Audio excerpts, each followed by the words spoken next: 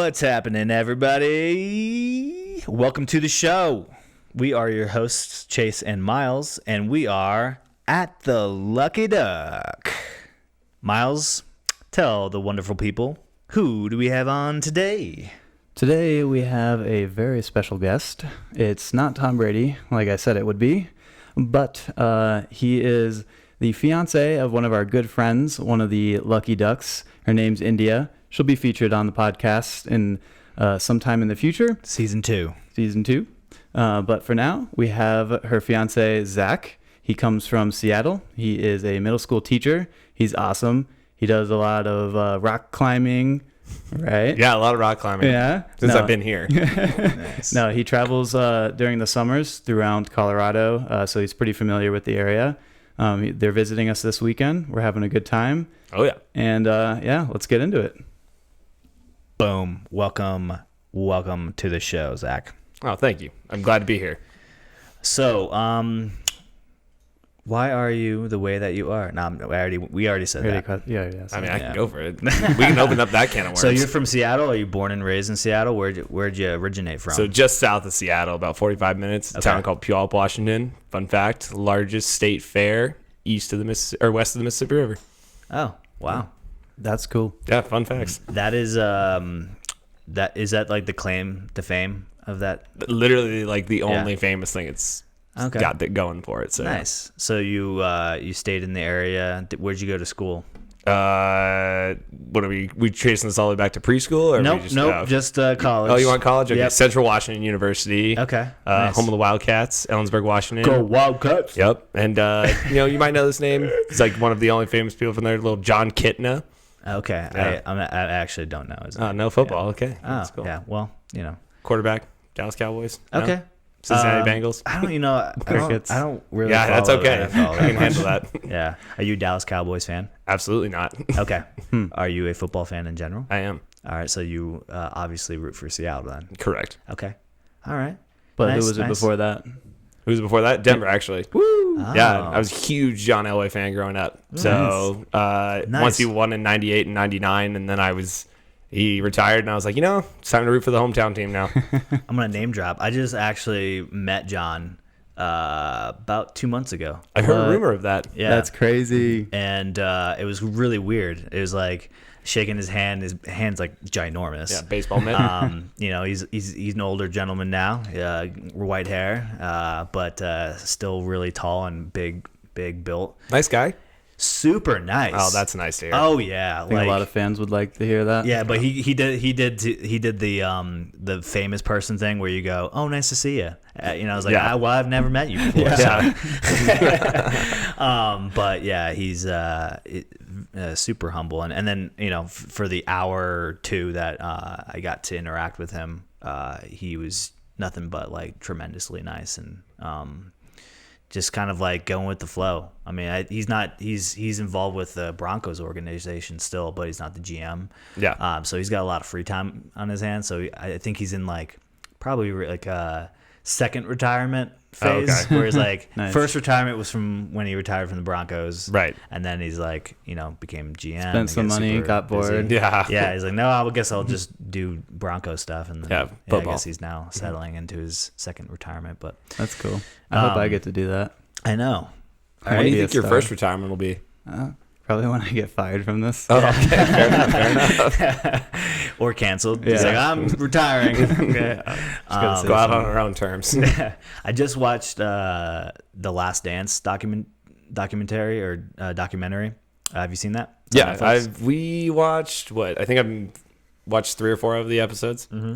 So I just got to the part where he retires from the Bulls. Okay. After like 93, I think it is. Mm-hmm. So after he won his third championship, spoiler alert. yeah, just in Wins case you 3 weren't paying attention. championships, and he retires, and it like shocked the world. It was crazy. And then he did like baseball for a while, and then back to basketball, and then retired again. That's another example of like the luxury of retiring and then being like, okay, I'll do whatever the fuck I want to do, and then Yeah. I'll retire again. Make millions of dollars, billions probably, off his shoes. Was that his documentary that he made? Or did someone make it about him? No. He didn't make it. He was. I mean, he's a large part of it. So a lot of what you listen to is him talking, in interview format. I'm sure it's at his place. That's a new one. But he's not. I mean, since since all the controversy and all the things that happen in the documentary, documents this very well. He kind of like fell out of the limelight, decided to like go behind closed doors and like live his life, not like as this super social role model, like public figure. And so I think this documentary was a big deal because he's not very like public about doing interviews, doing things like that. So like this was a good insight into like his career and like the things that happened over the championship run in the 90s and all that. What was the controversy? His dad was murdered after his third championship. And then he got himself into like some controversial like gambling thing where he was like gambling heavily, like millions of dollars. Yeah, like nefarious gambling. I never knew this. Oh yeah. MJ was a huge gambler. Yeah. Wow. And so being like this like one of the most popular humans on the planet Earth, and everybody, the whole saying like Mike, they even made Little Bow Wow. Yeah, Little Bow Wow got it on Remember that? Little Bow Wow. Yeah, he put on his shoes, and all of a sudden he could just do it. Being the role model, and then this coming out, it was kind of like people wanted to crucify him essentially because it made for good press, made for a good story. Okay, so I have a question for you. Can we divert a little bit? Absolutely. Okay, so I've seen this on Instagram a couple times now, so I have this question that I'd like to pose to you. Who would win in a basketball game? Okay? All right. You, with your build, okay, but LeBron James's basketball skills. Okay. Or LeBron James with his build, but your basketball skills. Who would win in a one-on-one? Oh, for sure. Me. Oh yeah. I'm not very good. Okay. I'm terrible. I can barely dribble the ball. That's funny. I can put the ball. I can shoot pretty. I'm okay. Just thinking how tall LeBron is. Like that alone is just enough. And the size of his hands. Yeah. Just, like lifts you up, takes the ball from you. Yep. Yeah, no, he would. I would definitely win in that scenario. Okay, good. That's a good question, though. I mean, thought-provoking. that's also like the LeBron James MJ, like the whole comparing them thing. I don't know. Space Jam did it. Yeah, Yeah, they're going to do it. It's gonna that come looks down. like a good movie, though. I'll be honest. I'm kind of excited. We'll see. To watch it. Yeah. You gonna watch the first one right before you go see the new one? I feel like you got to. Yeah. Just so you have reference when you go into the theater. Yeah, because you never know if they make like callbacks to They the have first to. movie. Oh, yeah, and you want to be able absolutely. to receive that. You know, and it's like when you had to go, if you're watching any of the Marvel movies and you have to go back and watch like some of the Marvel movies leading up to the new one because they're going to throw back and make jokes. Yeah, Oh, I did that totally. recently. Yeah. Watched a bunch of them. Yeah, you did, didn't you? Yeah, I hadn't seen like I don't know how many are there, 15 or 20. There's so just a lot. many. I couldn't tell you all. Yeah. I hadn't seen maybe like 7 of them randomly in order. I hadn't seen most of the Avengers movies. I had seen a lot of the other Really? a lot of the others in the series, but since they're on Disney Plus, Oh, okay. because before it was like, how am I going to watch these movies? Because Yeah. one's on Prime, one's on Netflix, whatever. So as soon as they got on Disney Plus, it's like, okay, I'm going to sit down and actually watch the ones I haven't. And then I got through. The only one I haven't seen is Captain Marvel. Oh, great film. Yeah, it's not. I actually have been doing the same thing as Miles, rewatching them. I've been watching them from like where Disney Plus is telling me they chronologically fall in line. Yeah. So like the very first one is like Captain America. Yeah. And then like Iron Man and blah blah blah, or Thor I think is somewhere in there. They did them in phases, but they did them like out of timeline. Right. So they like did this whole playlist. Anyway, Captain Marvel is in there because it's kind of like the origin of S.H.I.E.L.D. kind of story. Yeah. And it's pretty good. Like I remember seeing it in theaters and being kind of disappointed. Oh, really? Yeah, only because I think it was coming off of like the momentum of Wonder Woman at the time, and I was like, I really loved Wonder Woman. I thought it was like It was a probably really good one of one. my favorite superhero films ever. Yeah. Yeah. And then I was like, I'm so excited to see this other one, which also has like a powerful woman leading character. Right. And I don't know. I think I was like holding it against Wonder Woman as like an expectation level. Okay. And I didn't think what did what I can say is I did like it the second time around. Okay. As a little bit more than I did the first time. And I think it's after I saw like the end game and all that. I'm starting to appreciate some of the little finer details the second round going through. I always felt that it wasn't the word in my mind is filler movie, but that's not the right term. But it's like you need to introduce her. You can't just have her show up out of freaking nowhere. Like you have to kind of have a preface with her. Yeah. And what's crazy though is like after I watched it, I went and like looked her up because I really didn't know much about her. Like I knew of the character, but like in theory, she's the only one prior to Endgame that could defeat Thanos. Right. Like she could go toe to toe with him on her own, even if he has the Infinity Stones. She's a god, essentially. Yeah. Yeah. Like a god. Exactly. Yeah. Yeah, watching Endgame, because I think that's the first one she's in that's not hers. Yes, correct. Because they came out so close to each other. Was she in Endgame or was she in? She wasn't in Endgame. I thought. Yeah. that's what I'm thinking. Because Yeah. I'm thinking Infinity If you guys War is the haven't other one. seen the Yeah, she's not movie, in that skip one. ahead like a minute because we're about to drop some spoilers. Yeah. So she Yeah. essentially comes in at the very end. That's and right. she's like the denouement. Yeah. She's like, Right. she flies through that big spaceship and Yeah. wrecks everybody's life. Yep. Which I'm like, where were you like The 40 whole minutes time. ago? Well, yeah, she was at the beginning of the movie. She about was the like, journey. I have to go do something. Yes, I can't remember what right. she Yeah. said. Yeah. She had to leave for a long time to go find him, I think, right? Or something like that.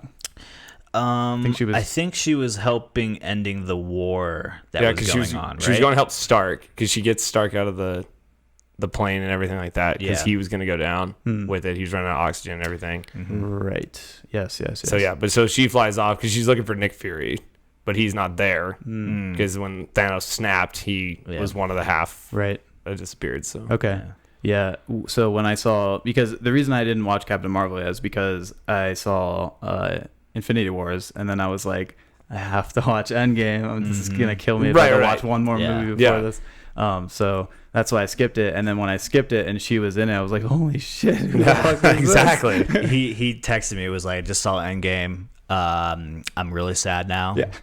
Yeah, And I was like, Yeah. well, I thought they did a good job ending it. Yeah. I thought they wrapped it up. It's fantastic. Makes you feel really sad. Well, there's a lot of inside. people that made an argument for Infinity War being better than Endgame. Really? Yeah, and I see through it, right? It's kind of like I think Empire Strikes Back is better than Return of the Jedi, Okay. right? Yeah, The ending being Solace, the bad guy winning, right. right? Like it's still that journey that you have to go through. So I can see it. There are a lot of people that thought it was too cliche, I guess, and like there were too many things that popped up that were like kind of.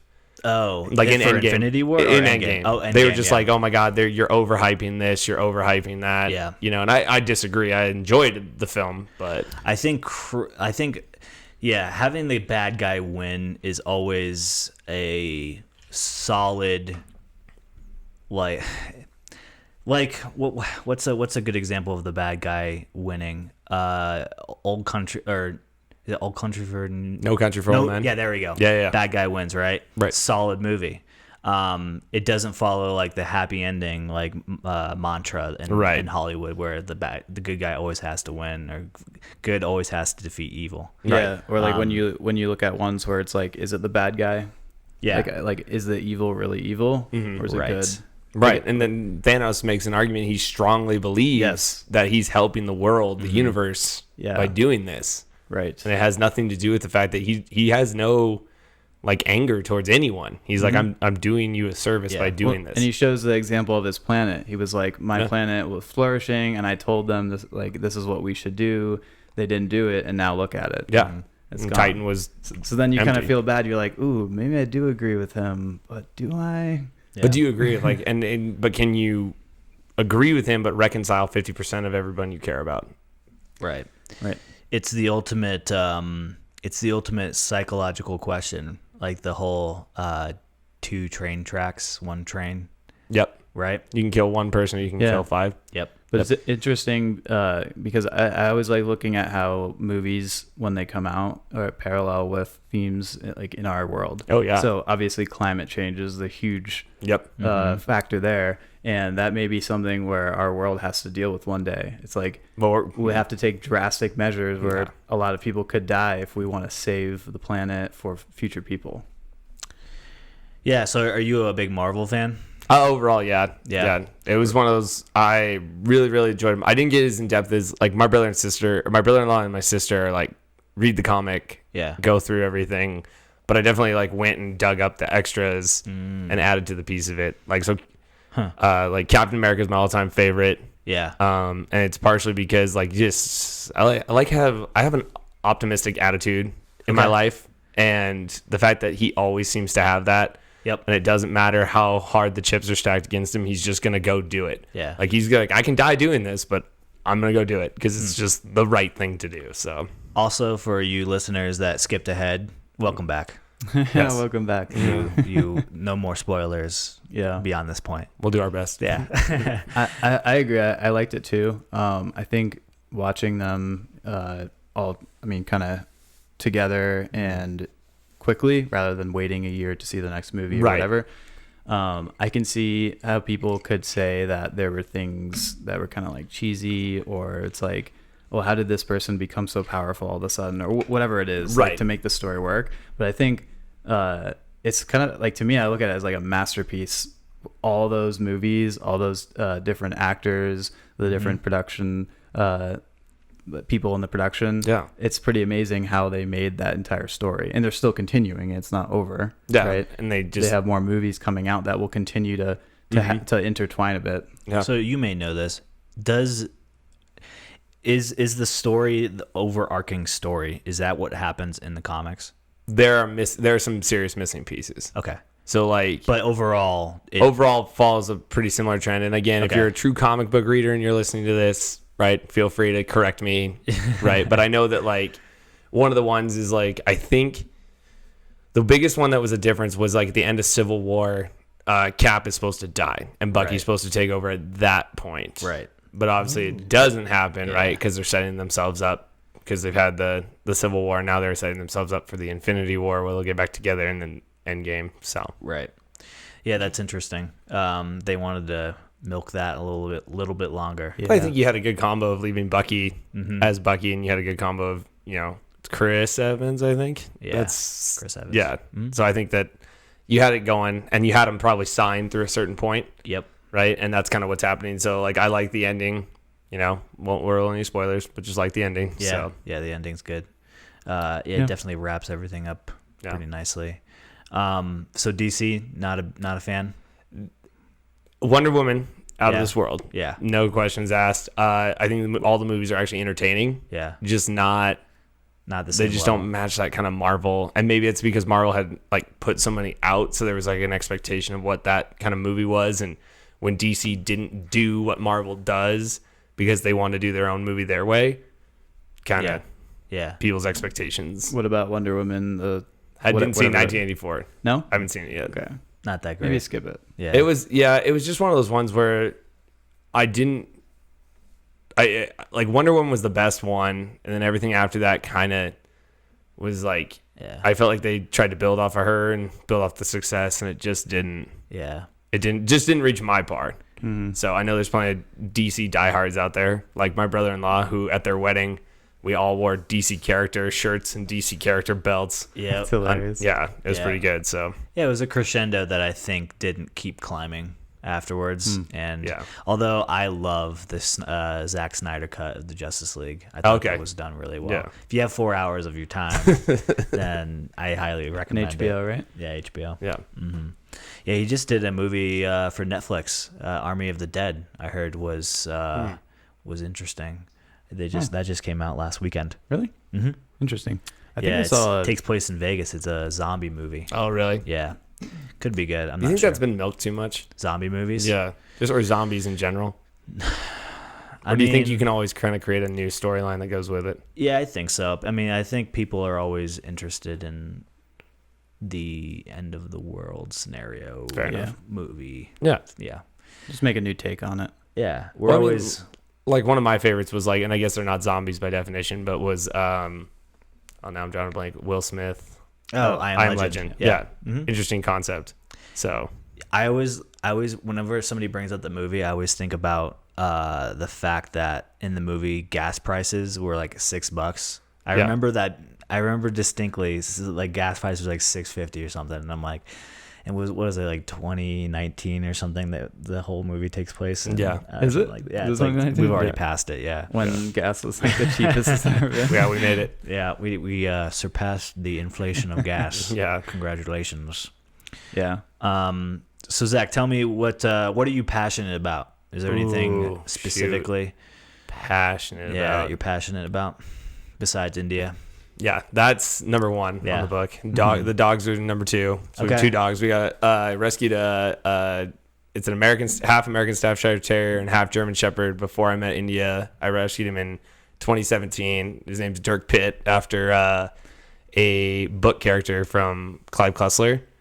Oh, You may recognize the name from Matthew McConaughey made one of his movies, Sahara, and the character he plays is Dirk Pitt. Okay. But it worked out on 2 levels because obviously I love the character because the character is like a Rico Suave, like super chill. Yeah. No matter what happens, the bad guys got him. He's just cool under pressure. Well, so I love that walk in movie. animal shelter. Then this dog is like, all the dogs are like super excited, and this dog's just like sitting there like, what's going on, man? How's it going? I grab a leash, they all like start jumping. He's like, oh, we're gonna go somewhere? This is cool.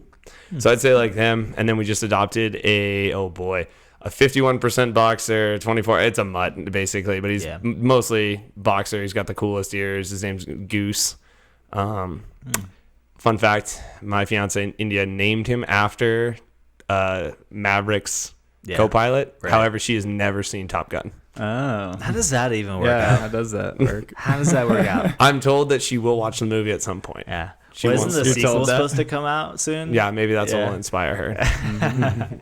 Nice. Well, it's a good movie nonetheless. It Good is. soundtrack. Yeah. Yeah. But I'd say like other than like obviously family and things like that, but like Yeah. teaching is probably one of my biggest passions. Yeah, what Like do you teach? I teach middle schools, so 7th and 8th grade, U.S. and Washington State history. Washington State history. Yeah. Interesting. Required Wow. class to graduate. Really? But it's more of a box you check Yeah. at this point because like they can't use 7th grade GPA on a high school transcript. So it's Oh. just like hey, I did take it, I passed it, cool. Yeah. Um, right. So, but I love that. I love taking like real life scenarios. So like right now we're doing like the First Amendment in our stuff, and we're talking about like scenarios that play out in schools. Okay. So the kids are like, "What? That Yeah. kid said that?" And I'm like, "Yeah." I'm like, "Did he get in trouble?" And they're like, "Yeah, he's in big trouble." I was like, Yeah. "You sure?" Yeah. So- All right. So let's run through some scenarios. Okay, Let's let me. pop I'll them give off. you. I'll give you a couple of cases. Okay. Okay. And again, if you have any previous knowledge, you'll blow them out of the water. If not, then Right. you'll kind of play through. Okay. So, during the Vietnam War, 2 kids want to wear black armbands to school with peace signs on them. The school district has passed not ordinance, I guess, a rule, a policy that says you can't wear armbands to school, and they're trying to prevent like fights between students about the war, right? And this Okay. is taking place in Iowa, so you can kind of get a reference point on how people are probably feeling in that state. And so the kids show up, wear their armbands, get suspended, and they basically get suspended until they won't wear them anymore. Okay. So So they have to agree. yeah, so if can they're the gonna come school back. suspend them for Okay. violating that policy? Can they legally? Yeah, In legally. the So it's state of not like Iowa? well, so it's a question, right, of like freedom of expression. Okay. Right. So- I want to say that the school can. Can do it? Yes. I would say they can as well. Okay. The school can't do it. It was it came down in 69, 7-2. The U.S. Supreme Court said that as students, you don't shed your First Amendment right when you walk through the schoolhouse gate. So then kids were like in their seats, right? They get pumped. They're Yeah. like, I can say F you to the teacher. Like, I don't shed my First Amendment rights. This is awesome. Right. So then you lay out another one. So let's see. So with that, how can schools institute?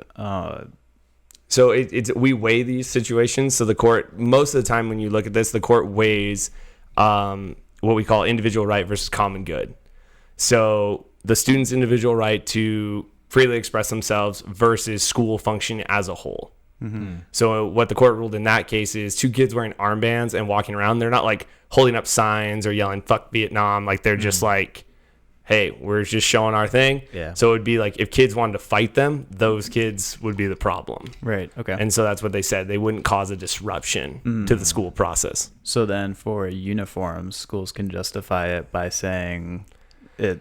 Well, you'd have to go back and say what kind of school are you talking about? Because private schools Public school. So public schools, yeah, you would have a really tough time convincing it. There are few cases, but they're state courts. The Supreme Court hasn't weighed in on anything. The court's weighing in on the biggest Supreme Court or their biggest case on student freedom of speech. They just finished hearing arguments last month, and then they are going to they're going to get a ruling in July, which will be really interesting. And that is a 14-year-old cheerleader, was a freshman, tried out for her, and I could be wrong on how I'm saying this, tried out for varsity cheer going into her sophomore year, didn't make it. She got put on JV again. I've heard about this. Yeah, and she was off campus on a Saturday with her friend at the Cocoa Hut. Shout out to the Cocoa Hut, because I already did this to my one of my YouTube channel. We already talked about this too. Oh, nice. But she basically posted a Snapchat on her story that said, F cheer, F softball, F school, F everything, right? And then she posted a follow-up snap, I think, with her and her friend flipping the camera off and basically saying, like, I guess, I needed one more year of experience, but some people don't, because a freshman girl made the varsity team. Gotcha. And so they suspended her for the season on cheer, right? There was no school suspension. It was just kicking them off an extracurricular activity. Okay. Parents tried to talk to the athletic director, the principal, the school board, and the superintendent, and got nowhere. So they filed a lawsuit in court. Court froze it. The punishment said, hey, like, you can't kick her off, for that. Like, you gotta we have to look at this and see how the court's going to rule on it. And so it's made its way up the pipe now, and now it's in the Supreme Court. But what's crazy is the girl is now in college. She's a freshman in college and studying accounting.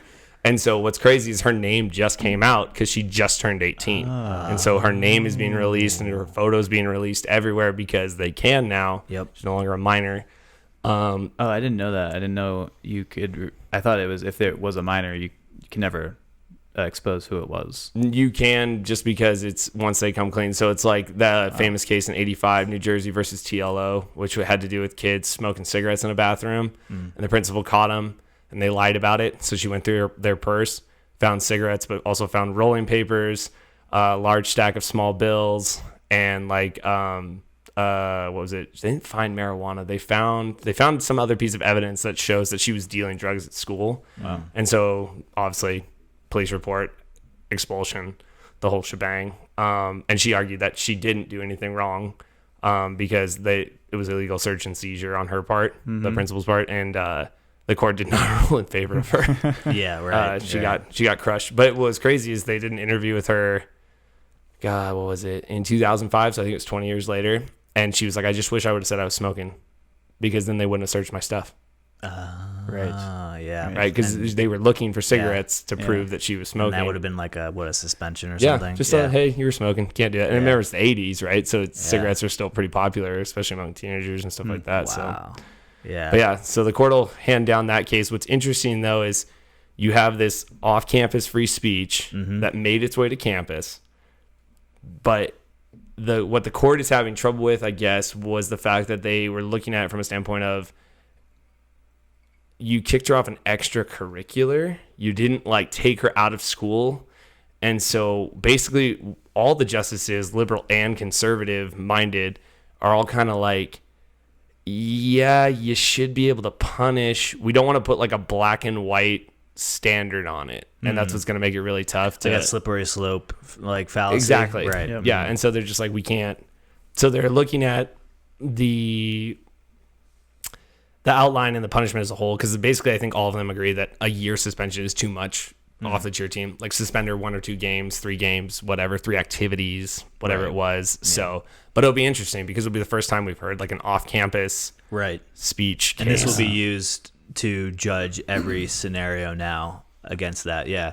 I mean, it's interesting how that all works. What do you think would be a fair ruling? I think they got to hand down, because the reason it made it, she won in the appeals court. So the school district won at district court level. Okay. She won in the appeals court. And the problem is that normally when that happens, the schools are done. They're like, okay, cool. We don't want to spend the money to do it. But they spent money because this could lead to punishment for cyberbullying. Right? So if I have a fake Facebook profile, or not Facebook, I've learned Facebook's for old people. So Instagram, totally. TikTok, whatever. Yes. Yeah. If you're bullying somebody on that and you're doing it off campus, can the school punish for it? And so that's why the school is like actively trying to make this. And so I think that's what's going to come down. I think there's going to be a majority ruling in her favor, but what's going to be interesting is the parameters that are set in the majority opinion. And I also think that the dissenting opinion is going to play a role that could set precedent as well later on down the road. So in my opinion, there should have been some sort of punishment. But again, what all the justices have said, she's blowing off steam, right? Yeah. She didn't just say like, fuck the cheerleading coach. She was like, fuck cheer, fuck softball. Softball was an off-campus activity. It had nothing to do with school. Huh. So it was just like a club type thing. Yeah. So it was like, it made she was just literally letting off steam, which we've all done before. Yeah. Oh, yeah. And so like, that's the biggest thing. Like, are you really going to go punish every kid that says a swear word off campus? That's what one of the justices said. Yeah. They're like, you're going to have nobody in school. Like where does it stop? Like where does it end? Yeah. Exactly. Yeah. So I remember, excuse me, I remember hearing a lot about incidents like that in high school, where it'd be like some kid was drinking, like, at a party or something, and then he got in trouble at school. Even though it had nothing to do with school. So were they an athlete though? No Athletic codes have those built in. Yeah. So like you have those off-campus parameters also built in. And if he got in trouble at school, like for school stuff, that's a different thing that could hold more weight. But usually extracurriculars like that, there's a code that you agree to when you join Makes athletics. sense. It's like when Jameis Winston at FSU got arrested or in trouble for stealing crab legs at Publix. Right. He got suspended. Right. At for whatever suspension he was delivered. Yeah, or like any of the other things he did. Yeah. Count them. There's a long list of them. Yeah. Welcome in your New Orleans Saints quarterback. Yeah, exactly. How weird is that? No, I think. I think these conversations are crucial to like help, protect and also just have a no. This is the way we do things because this is how the Supreme Court has absolutely. Ruled. But yeah, I'm wondering. So when are they supposed to rule on this? July is when everything will be handed down. Interesting. So. Okay. So give us another scenario. Another scenario? Yeah. Okay. This one was my favorite. So we took, to be a teacher, you're obviously taking a bunch of ed courses. And one of my favorite ones was ed law, which my roommate, Tim Mayer, used to call it. When I'd tell him, like, yeah, I was in ed law, he'd just interrupt me and go, ed law. So, okay. You have, we're in Juneau, Alaska. Okay. A gentleman by the name of, his last name's Friedrich, doesn't go to school that day. He goes with some buddies of his, and they're hanging out. They're going to go near the school. The school gets let out, actually, because the Olympic torch is running by. So it's 2002, I want to say, and the Olympic torch is going to run by. Okay. So the whole school gets let out just to go watch the Olympic torch, which, I mean, like, that'd be sweet. Like, I would think that'd be one of the coolest things to see. And him and his buddies are across the street from school, and they unfurl a sign, which I kid you not is hanging. It's hanging in the museum in Washington, D.C. This sign is, and it says "Bong hits for Jesus." What? Which again, like just prefacing some information, Friedrich saw it on a snowboarding sticker. He has no idea what it meant. He thought it was funny, which again, if we can all think back to our high school days, how many times did we do something because we thought it was funny? Yes. Right. They unfurl this sign. So the principal, Deborah Morris, goes across the street, rips the sign down, suspends all of them for 5 days, right? Brings him in and is talking to him about the suspension. Friedrich is a smart ass, which I can't say in my class, but I can say on this podcast. Yep. And he basically is like quoting Thomas Jefferson to like just mess with her, right? Like, I have this, my freedom of speech, blah, blah, blah, like all this stuff. And so she doubles the suspension. His is now 10 days. So he takes it to court, right? Wow. Freedom of speech. This is my freedom of speech Yeah. and everything like that. And it goes up through the pipe and it gets to the Supreme Court. So the question is, can you suspend a student who did not go to school that day, but was that you saw near school, holding up something that had like drug paraphernalia? That's what he was suspended under, was like the anti-drug policy. Oh, so he wasn't suspended at all for skipping school? No, not the skipping school, had nothing to do with it. Okay. Her suspension was for the school's anti-drug policy. Was this sign like within sight line of? Oh Like, yeah, the across school? the street. Okay. So the school's out, they're in front of the school, like Yeah. on the main street. They're across the street and unfurled the sign. And I want you School's to understand out. the sign is huge. We're talking a banner. Yeah. Like it's a big sign. Where did they get this banner? Yeah, Like, They where'd literally get make the it money. like if you can, I don't know Okay. if you can see it, like you Google it, it's Is it hilarious. handmade? Oh Like, yeah, okay. it's got duct tape. It's Okay. beautiful. What did it say? Bong hits Bong for hits Jesus? for Jesus. That's hilarious. But also on a serious note, I think since it was within sight line of the school, I want to say that they can't do that. Okay.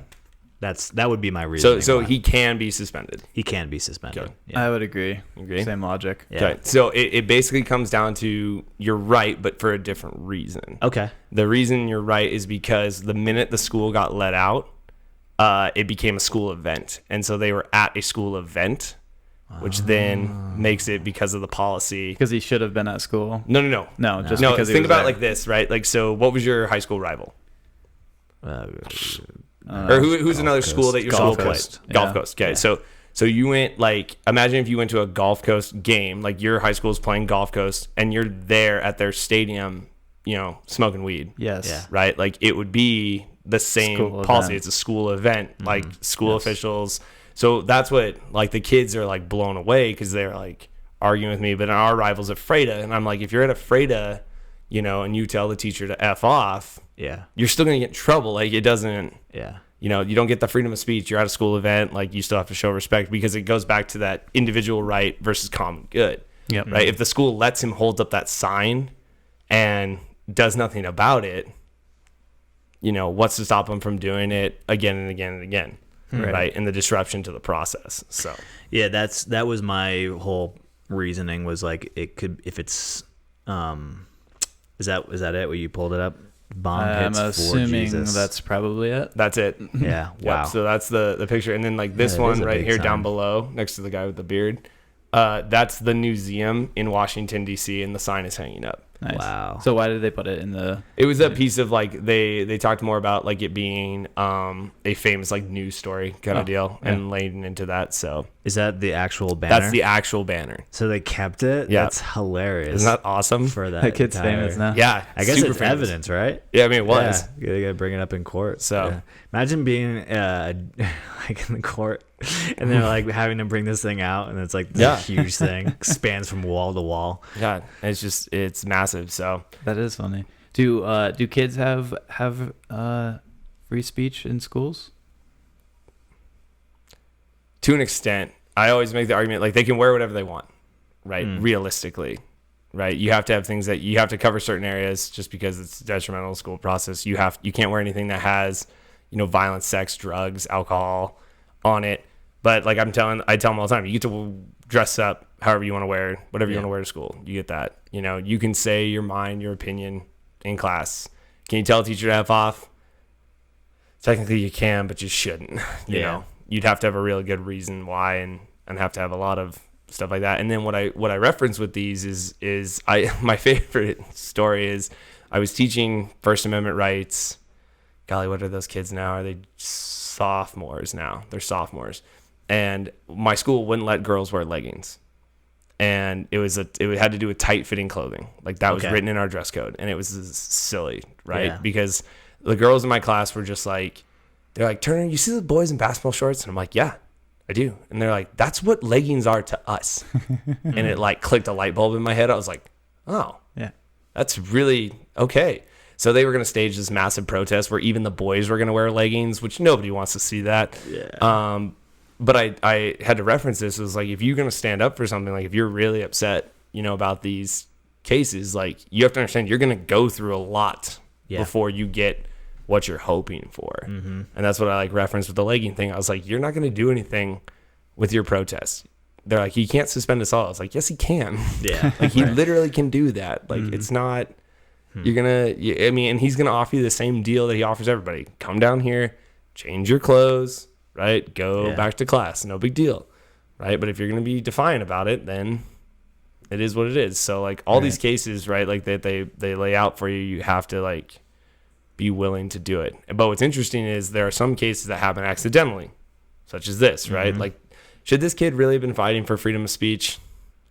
Probably not. Yeah. Right? Like it was a goof. But do the kids from Tinker versus Des Moines, do they deserve it? Oh yeah, absolutely. Right. Yeah, They're just giving they're giving their public opinion. All right, you ready for your final one? This is the last one I'll give you, I promise, and we can move on to something else. It. Go for it. So this happens in Vermont at a middle school/high school. A kid wears a T-shirt that says George Bush, Chicken Hawk in Chief. So it has a picture of George W. Bush on the body of a chicken. Next to the body of the chicken is 3 lines of cocaine and a razor blade. On the other side of the chicken, in the chicken's hand is like a bottle of alcohol and like a cup. And then like down his sleeves and on the back of the shirt are like more references that George Bush is like addicted to cocaine and alcohol and all this stuff. Okay. Right? He wears it to school. Yeah. Right? Teachers tell him, no, you can't wear that, man. Like drugs and alcohol everywhere. And he's like, no, I can wear this. He says, and they're like, no, like you need to, our policy is if anything happens like that, you have to cover it with duct tape. And so the kid refuses to put duct tape on, says, nope, I'm not doing it. Like I get to wear this shirt, this is how I feel, So dad talks to, I think like the principal and the superintendent, and they basically just, say, hey, he's got to go home. Right? Like he's just being defiant. He doesn't want to wear this. He won't do the duct tape thing. So the kid comes back after his suspension. I think it's a short suspension. I want to say it's like 1 day or something like that. Yeah. Comes back wearing the shirt, but he's got it all covered in duct tape. And it just says the word censored on it everywhere. Okay. Right? So the question goes, like, and while he's doing this, his family sues, saying that his freedom of expression is violated. So can you wear that shirt to school? I'd say no. You say no? Yeah. Why? Like, all those. Because of the drug policy. Uh-huh. Yeah. So I'd say either that or he's kind of putting some connection between drugs and the president.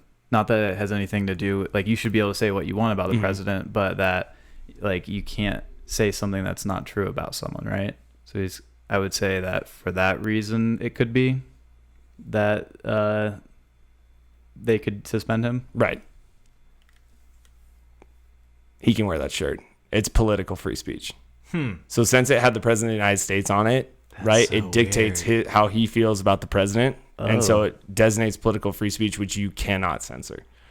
That's so weird. I didn't know that. Yeah. So some kid goes, so I can come into school and wear like a giant like Biden with like smoking pot and stuff like that. And I was like, I mean, you can. Yeah, I said, but again, look at what this kid went through, right? Like he got suspended. He had to argue this. They had court. Like these are all things that are just a pain in the rear. Yeah, it takes so much time. I wonder if he did do that and then he did get suspended, if his parents went to the, I don't know, superintendent, what is it, and brought this case saying, hey, here's what the Supreme Court ruled. Well, and then the discussion's over. yeah, no? and that's usually, most places will back down, Yeah. like that kind of thought. Like we had a teacher a couple years ago that made every single student stand up for the Pledge of Allegiance. Okay. And you didn't have to say it, but you had to stand up. Okay. And so, and we get to my class, and the students are telling me about this, and they're complaining, and they're just like, I don't think the Pledge of Allegiance represents me. Like, I don't think this country represents me. I don't think they're out. And I was like, okay. I was like, that's fair. And I'm, thanks for like sharing that with me. And they're like, well, do I have to stand? I was like, I don't want to be this guy, but I'm going to be this guy. I was like, no, she doesn't have to. And it goes back to a 1943 court case, which was a Jehovah's Witness girl in West Virginia couldn't pledge allegiance to the flag because in Jehovah's Witness you can, and I could be wrong if you're Jehovah's Witness and listening to this, obviously I'm not an expert, but she can only pledge allegiance to God. Yeah. And so she couldn't do that, or she'd be violating her own religion. And they basically expelled her until she would come back and say it.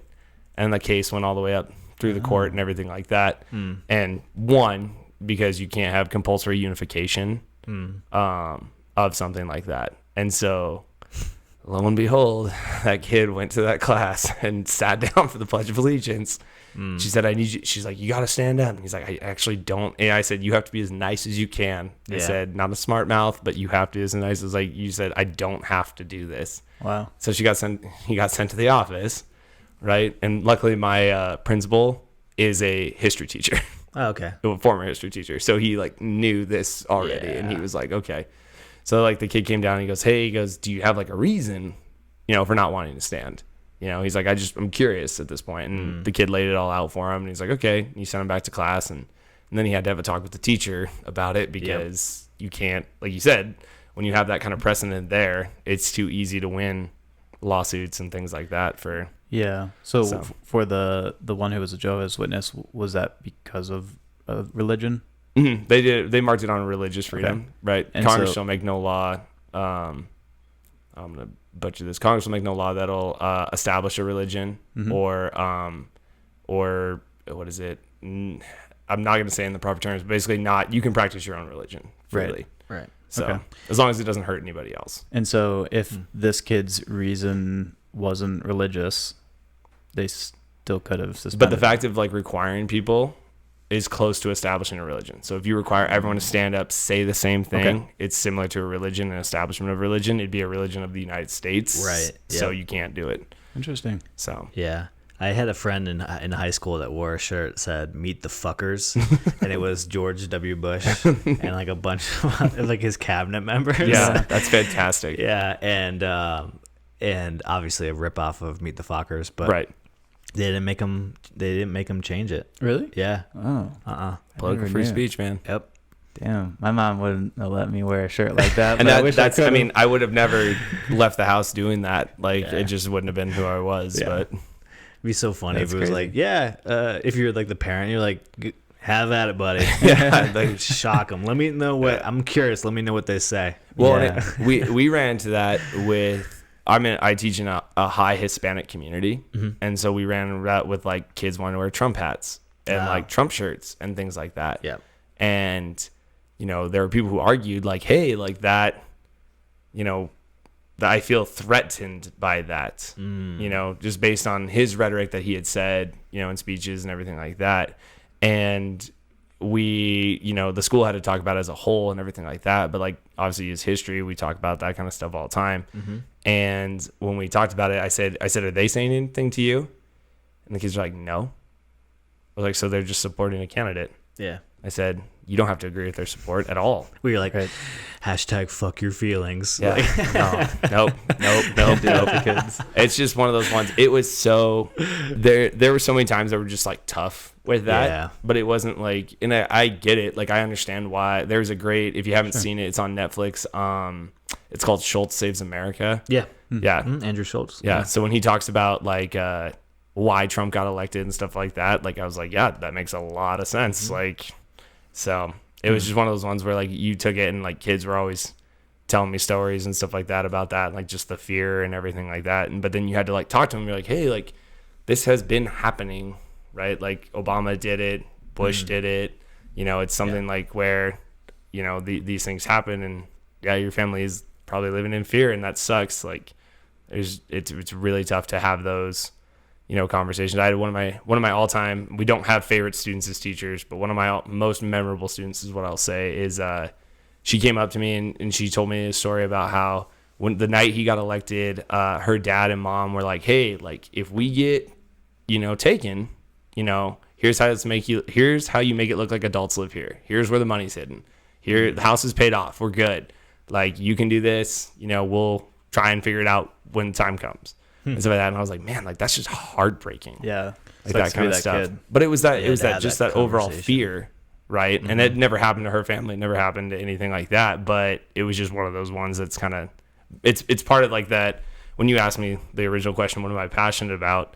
Going full circle, it's like these kids, and never getting to see. Like, I'm gonna go back on Wednesday because we're gonna fly home tomorrow, and I'm gonna show like pictures of Denver and like us rock climbing and like doing the escape room picture, and they're gonna love it because that's like these are kids who think Seattle's like the biggest city, and it's just not even close. Wow. Yeah. Right. Especially like when I've gotten to take the few that I've gotten to take to like New York City, and their eyes are just like saucers. And for those of you who don't know, saucers are the little things they used to put cups on to keep it when it's spilled. So Yeah. So you get to go on these like trips with them? So I've done it. I've organized. I did it for 5 years, and then I took a break. My dad had heart surgery that we knew was kind of coming in 2018, and so we basically like I told him like he'd recovered and everything like that, and he was like, "Well, I've always wanted to see DC, but I just don't think I'm going to get back there." I was like, "Look, old man, we're going." Like, Yeah. and so I passed it off to another teacher that like took the kids and everything like that, and I did a similar trip with my dad. We went for a little bit longer. And so I haven't done it since then. And obviously we've had COVID and things like that. So we haven't gotten a chance to go again, but they're hopefully rebooting it.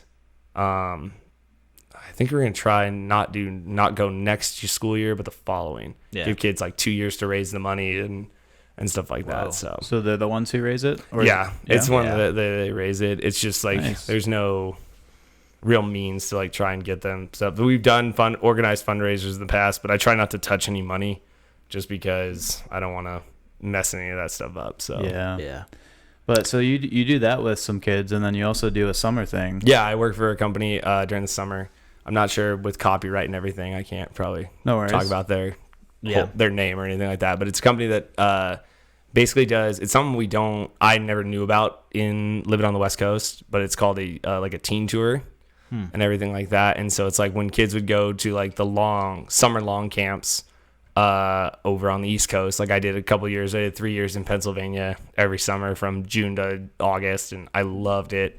But it just took up too much time. And so there was a company that I found, and they take kids traveling, but they do it in like 3 weeks. The longest our company does is about 40 days on the road. a long time. I've done that one.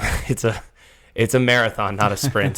Can I just say that sounds very Washington-ish? Yeah. of a Does it? thing. Yeah, I don't know. Or Montana. I Like think those, that would be so awesome to do that as a those kid. states, like I feel like they Yeah. always are doing stuff like that. Yeah. with It's, kids. well, it's an interesting experience because you get two different kids on the trip, right? So like this summer, like Miles had said earlier, I'm going through our Southwest trip just because most of our stuff's in the States this year, just because we really can't travel with COVID, Right. and everything like that. We Yeah. can go through, the States are opening up and doing that kind of stuff. So I'll pick kids up in Denver, and we'll go stay at Boulder for 2 days at UC Boulder. And then we'll go down to Buena Vista and go through Vail, Aspen, and kind of do that. But we're going to be like rock climbing and kayaking and rafting. Like we're going to do all the outdoorsy stuff. I think I get to ride mountain bikes. Or I get to ride mountain bikes in Moab. I'm going to, Isn't that do. cool? Yeah, Yeah. we're doing stuff called like Via Ferrata, if you've ever heard of that. For people who haven't, it's Italian for the Iron Way. So basically, like, you know how, like, this is the way I describe to people, in, like, Ninja Turtles, right? Like, they have the sewers have, like, the ladder rungs, like, bolted into the side. Yeah. It's like the rebar. So it's like those, but they're bolted in the side of a mountain. Okay. So you, like, climb up these ladders. You do, like, there's a really cool one that like, apparently, like, you walk, like, you have to, like, hold your rope, and then Yeah. you walk on the side of a mountain, like, holding on to anything. Ooh. Yeah, That it sounds should be dangerous. Yeah. You're taking kids? Yeah. To do this? Yeah, I have, Wow. I'm going to have kids going into 9th and 10th grade with me. Okay. Do they So- actually do it? Oh, yeah. All of them will do that? Oh, yeah. really? Wow. Yeah, like they when I sign was- waivers and obviously, Oh, yeah, right? big time, yeah. It's like 20% of you will not return. no. Uh, We don't have a sacrificial lamb or anything like that. But like one of the scariest ones that I've done is we were in Costa Rica before COVID hit, so 2 years ago. Okay. And we did canyoning, and so I had to Wow. rappel down a 180-foot waterfall. And like there was a Dang. kid next to me, and he was like, "Zach, I'm so scared." And I was like, "See ya," like just Yeah. pushed off. And I'm terrified of like heights and stuff like that. Really? But I was like, I was like, I have to go. Otherwise, they're all not going to go. Right, yeah. If So- you pussy out, the rest of Exactly. them are like, and well, if Zach didn't do it, I'm so sure the hell ain't. I just like jumped down that, and it was just, it was so cool, but it was just like so intimidating when you looked back up the waterfall that you had just gone down. You're like, holy crap! I just rappelled down that That's thing. crazy. Dang. So I don't know if I could do that. Yeah, I don't know. yeah, so it's but then like the other type of kid you get is like more of our like a teen tour stuff. So they'll do like Disneyland, they'll do Universal, they'll do go to what am I thinking of? Rodeo Drive. You'll go to a San Francisco game, Alcatraz, just ride the cable car, Chinatown. Go to Vegas, do like the M&M store, Coca-Cola store. That's my shit right there. Yeah. Isn't that funny? They go to Vegas. Yeah. We were talking about this on the car right over here. It's so weird. It's the funniest thing. So you've done it where you guys go to Vegas? Yes, it's hilarious. So we always tell kids like, hey, never answer your door, unless it's us. Yeah. You know what I mean? Yeah. And of course, you're in Vegas. Where are we staying? They'd be in bed before 10 or something. Oh no, we keep them out pretty late just because like we don't get to do an evening activity there. Like so they get to ride like the New York roller coaster, and then we do food like at New York. Yeah. And then we'll go over to like the M&M and Coca-Cola store, and they'll get to shop. Like there's all the shopping stores and stuff like that they get to go to. Yeah. The funniest story I have from Vegas actually is there's this kid who would brag about his mom doing his laundry and like folding all his laundry, and we have to do laundry on the road, and they have to do their own laundry. And so he was like doing his laundry. He's like, I can't wait for my mom to do my laundry. Like when I get home, she's gonna unpack my bag, she'll do all my laundry, it's gonna be all folded nice and everything. I was like, cool.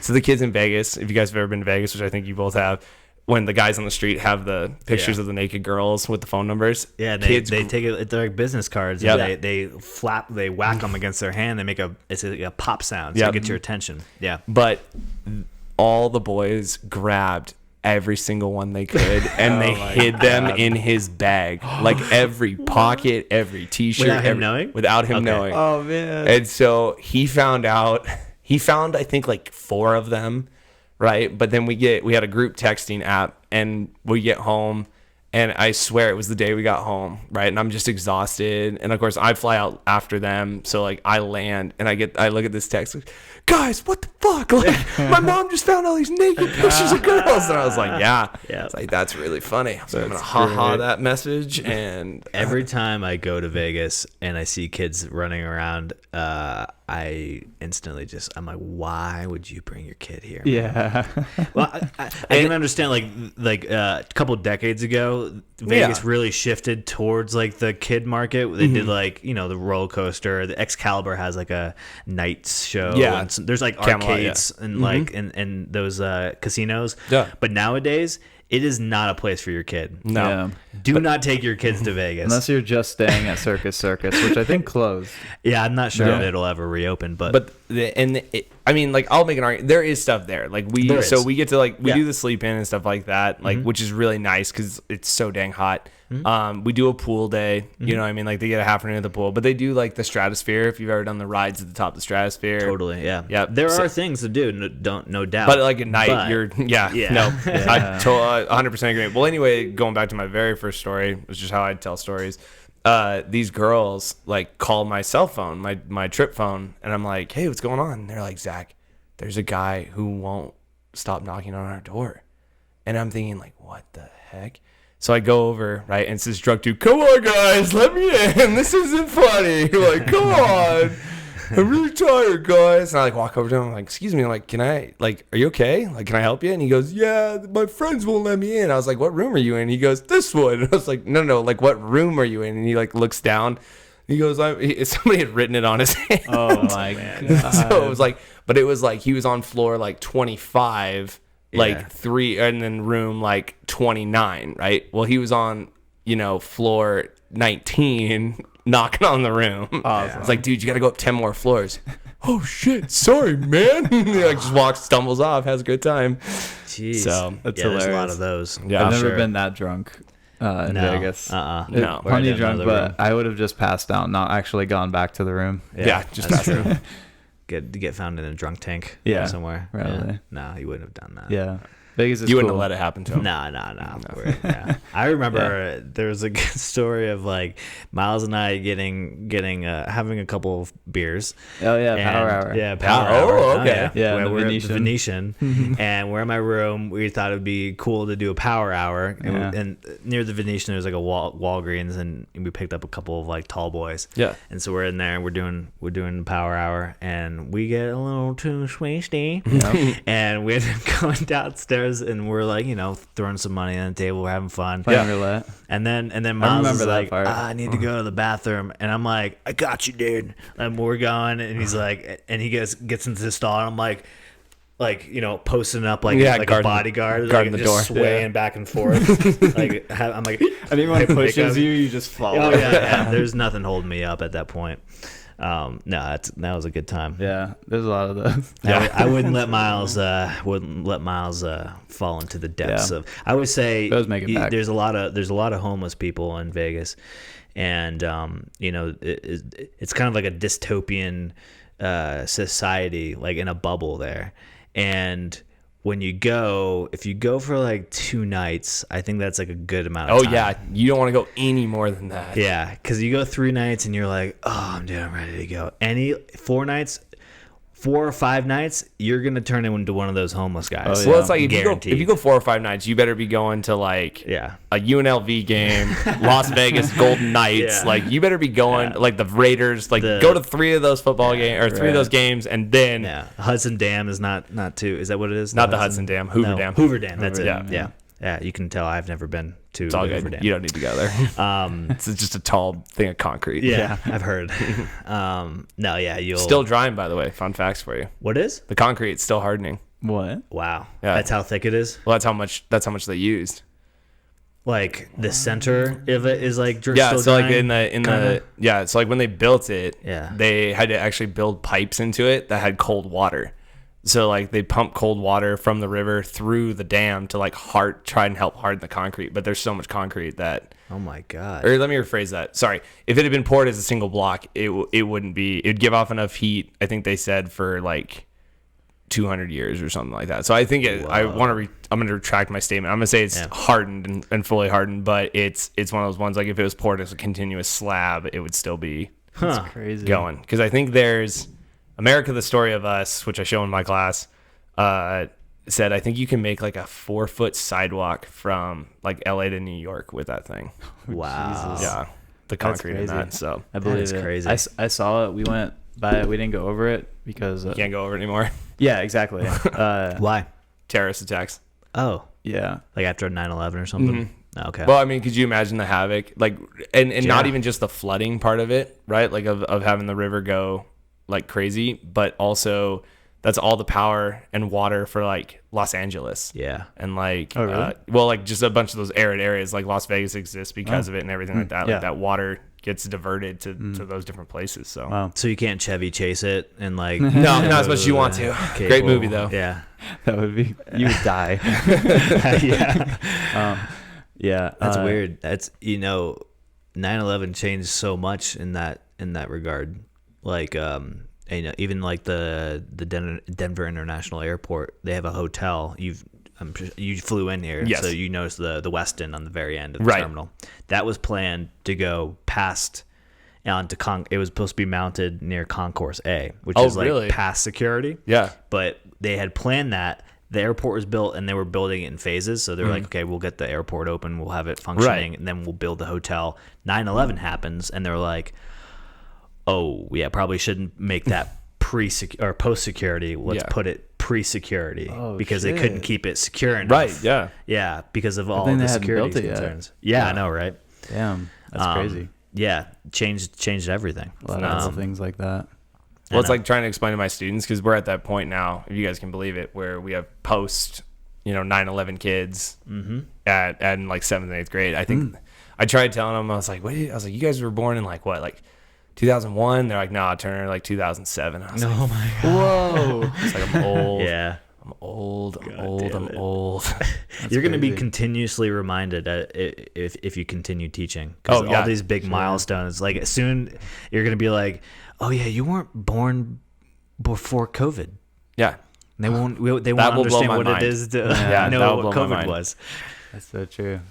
It's one of those things like too. It always makes me laugh because so when I started teaching, I started at 22, which like obviously like right out of college, fresh and everything like that. So those kids were like 8 years younger than me or like 7 years younger than me, depending on like when they were born, kind of deal. And now it's like, oh, you're born in 2007, so I was graduating high school. That's cool. All right, great story. Was that weird for you, being that young, teaching those It was kids? really weird. But also why I want to teach middle school. Another reason to teach middle school versus high school is you have a little bit more of an age gap. But middle schoolers to me like always get like the tough rap, right? Like elementary kids are cute and adorable, right? And they're like you can slap them on, bond posters and calendars and everything. High school kids, they're graduating, their sports like matter and everything like that. And then you got the middle school kids, which is like, you guys haven't formed into high schoolers yet, but you're not cute anymore, so let's figure this out. And that's my age range. Yeah, but it was weird to teach that young, but it was also nice. I have some teacher friends that started in their 30s and they really like it, and they reference that. I was like, I wasn't ready to teach and everything like that, but I kind of liked the trial by fire that I got. So, And especially not speaking Spanish. Did you start teaching like history and all that? So the only thing I've taught besides history is I've taught a couple years of English, and done that because I'm endorsed to do it too. But history is my bread and butter. So Your go-to. What was your degree? social studies teaching. Then I have a master's in education technology. Nice. So All right. Did you get your master's after? Yeah, because that would make sense with the age starting teaching. Yeah, I got my master's 2 years. I started it 2 years into my teaching career and then finished it in 2 years. But it was an all online master's, kind of go with the flow. And I coached 3 sports, so I was like took Kept my you time, busy and for just a chilled. while. Yeah, just chilled. Wow. So What'd you coach? Cool. so I coach. Back then, I coached high school football, 8th grade girls basketball, and then track and field for the middle school. High school football? Mm-hmm. What position? Wide receiver and quarterbacks. Oh, cool. Did you play? No, Okay. didn't play a down of football in my life. You just like love the sport? Well, or- so yeah, I spent basically what happened was the high school coach at the time called me and said, "Hey, I know you can coach. Like I've seen you coach basketball. I've seen you coach track. Like I know you can coach." He said, "I'll teach you everything you need to know about football." I said, "Okay, I'll do it." Wow. And so I've done that. I've spent a lot of time I think I've gone to like 3 or 4 like University of Washington like high school football camps and coaches and stuff like that, which is really fun to like go stand next to like college athletes. Like I don't know, the name probably doesn't ring a bell because he hasn't been really dynamic in the NFL, but his name's Danny Shelton. He played defensive tackle for Washington, and he was a first rounder to the Browns, I think. And I was sitting there watching D lineman drills, and I was like, okay, I'm like writing stuff down. And all of a sudden, the shadow comes over me, and this dude's freaking huge. I want to say he's like he's at least 6'6", 300 pounds. And he's just like a shadow. I'm like, oh hey Danny, how's it going? It's like, don't step on me. How's the draft? Is it getting good? That's great. So was when you coached, did you guys win? No. So it's interesting because you'd win some, you'd lose some. We had a couple years of 5-5 kind of deal, like just breaking even. But there's like a dedication thing, like our town soccer is the sport. Really? Yeah, it's Okay, so Hispanic. the Hispanic. Yeah, and it's really population. they're good. Like in 2014 they won the state title, which was really cool. And then, Oh, wow. Yeah, and then the following year they got back to the finals and they lost in penalties. So they've had a decent soccer team and stuff like that. Wrestling was always a big one for them too. Like the wrestling community got built up pretty big and stuff like that. It's interesting with kids today. There's a lot of kids that basically they want to be the state champion, but they don't want to put in the work to be the state champion. Oh man, I've never heard this statement before. Yeah. Kids these days they don't earn what they have. Well, it's an interesting, as curmudgeon-y as I sound. I was listening to a speaker at a leadership conference that we had kids at, and it was really interesting because he was talking about how he was a baseball player, and so he was standing out in right field, and he was thinking, I want to be a wrestling state champion. Like I want to stand up on the podium. I want the medal. I want it all. You know what I mean? And then he looked over at the track and he saw the guy who ended up winning, I think the hurdles, like the 110 hurdles or something like that. And like every day, like before practice was out doing extra stuff. At practice, didn't take a single like rep off, like went as hard as he could. After practice, stayed and worked on stretching techniques and like other things like that. And he was like, at that moment, he's like, I realized I didn't want to be a state champion. He's like, I just wanted all the stuff that comes with being a state champion. Yep. And it was really interesting because I have a lot of students now that tell me they're going to go pro. Wow. And I mean, we all want to be pro athletes at some point in our lives, you know. And it was like, I'm gonna be pro. Like I'm gonna do it. And some things you just don't get a chance to, just because you're not born. My hands, like I don't know if people can see on camera. Look how tiny my hands are. They're so small. Right? They're like little Trump hands. They are. These are tiny hands. Yeah. Like, and I didn't realize how small my hands were until somebody pointed out to me probably about 8 years ago. Huh. Like I had no idea I had small hands, and then I finally put it up next to somebody's, and I was like, "Wow, I got small hands." Like, By the way, I don't think your hands are very small. Okay. I mean, it's Yeah, me not something either. I noticed. Thank you. Yeah, Appreciate just it. to make you feel better. It does. It Yeah. does. Thank Okay, you. there you go. But like I tell them, like there's intangibles. Like some of you are just not going to get the height. You Yeah. know, you're not going to get those features that you need that are required to be a pro. Some people are built different. Yep. And that's just the way it is. Yeah. And it's like I have kids that tell me all the time, like, I'm going to go pro in the NBA. I'm like, that's great. Like, what are you doing to go pro? And they'll be like, well, I'm on the basketball team here. I'm like, that's great. I was like, it was actually really cool. I got to coach against a girl who now plays for Louisville, and she like led them to the Elite Eight. Right. From a town. She's she's like 2 or 3 towns over from ours. And I remember her coach coming up to me when she was an 8th grader, and really nice guy. And he's like, hey, I got a player. He's like, this one right here. And he goes, she's a lefty. He goes, I'm just gonna let you know right now, like I'm gonna let her go left the first quarter.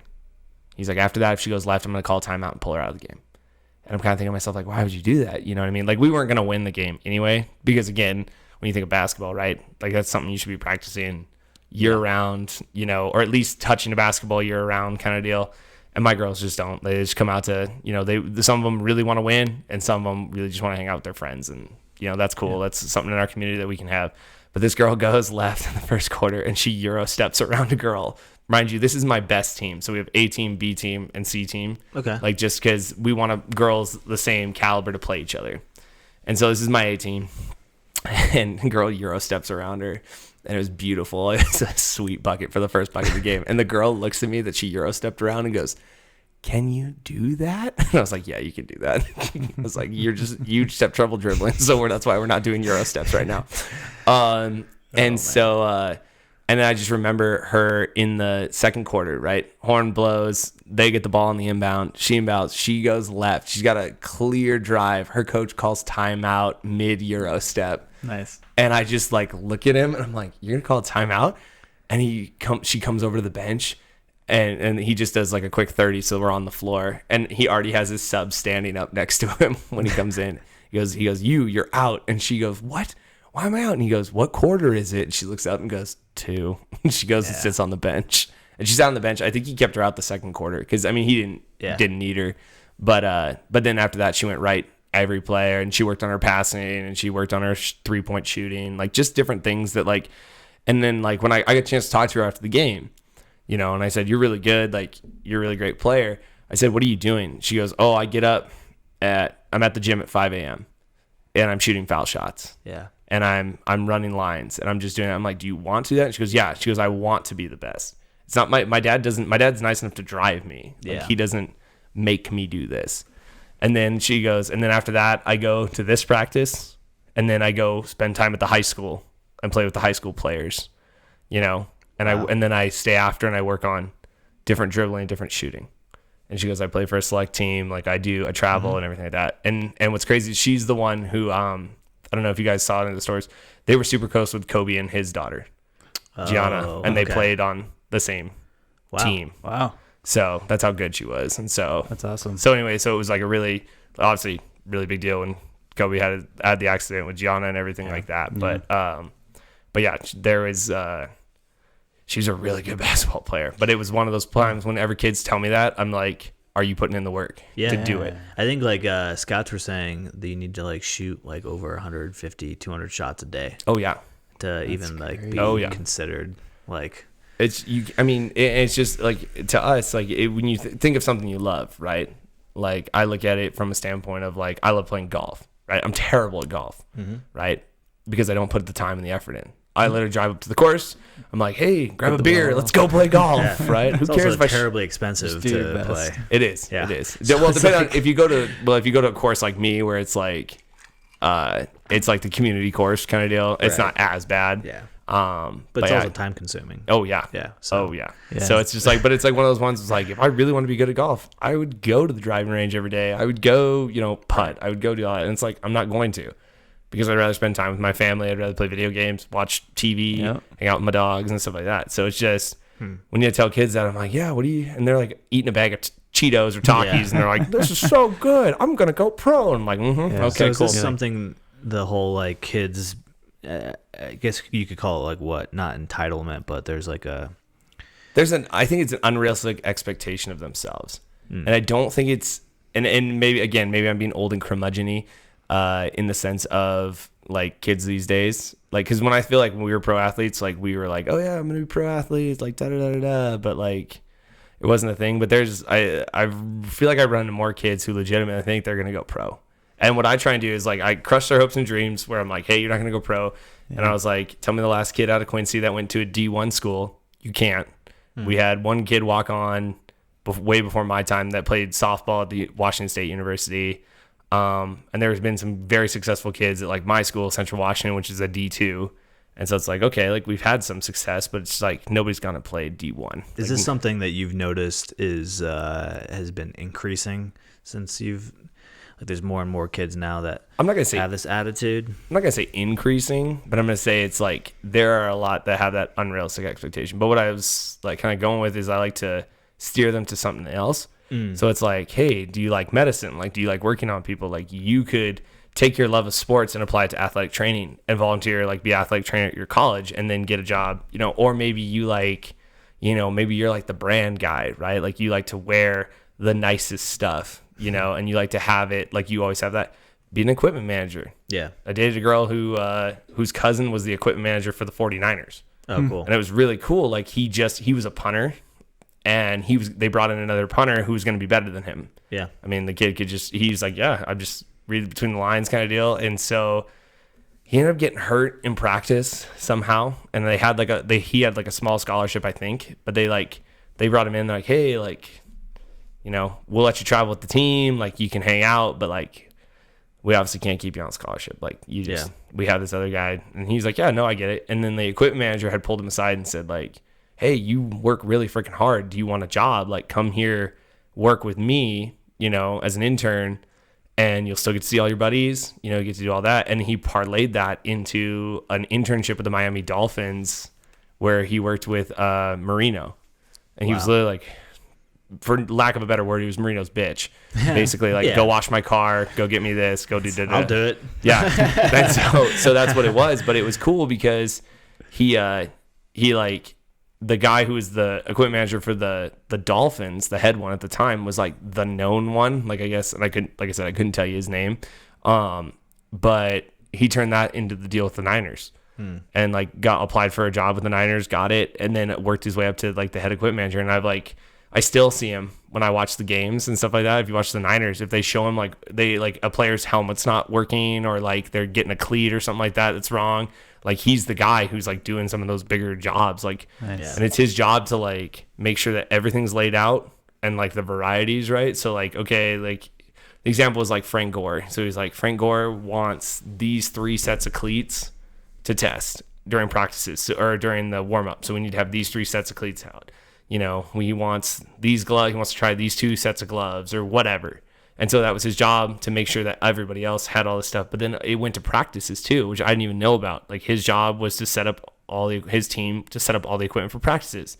And if the coach called an audible, they had to adjust and say, okay, we got to move these bags over here and this stuff over here and have this all ready. And it was just like, I was like, this is like a really cool, intricate job that we don't think about. Yeah. Never would have thought about that. Yeah. And it's like, or like, do you like marketing? Yeah. Are you a business person? Like work with sports and business. That's the thing is it always about they just love sports, or is it like I just want to be famous, or I found want that money? I'd say like I'd go 50% or I'd go 75% of the time. It's a true love of sports. Like they just want to be involved in that sport all the time.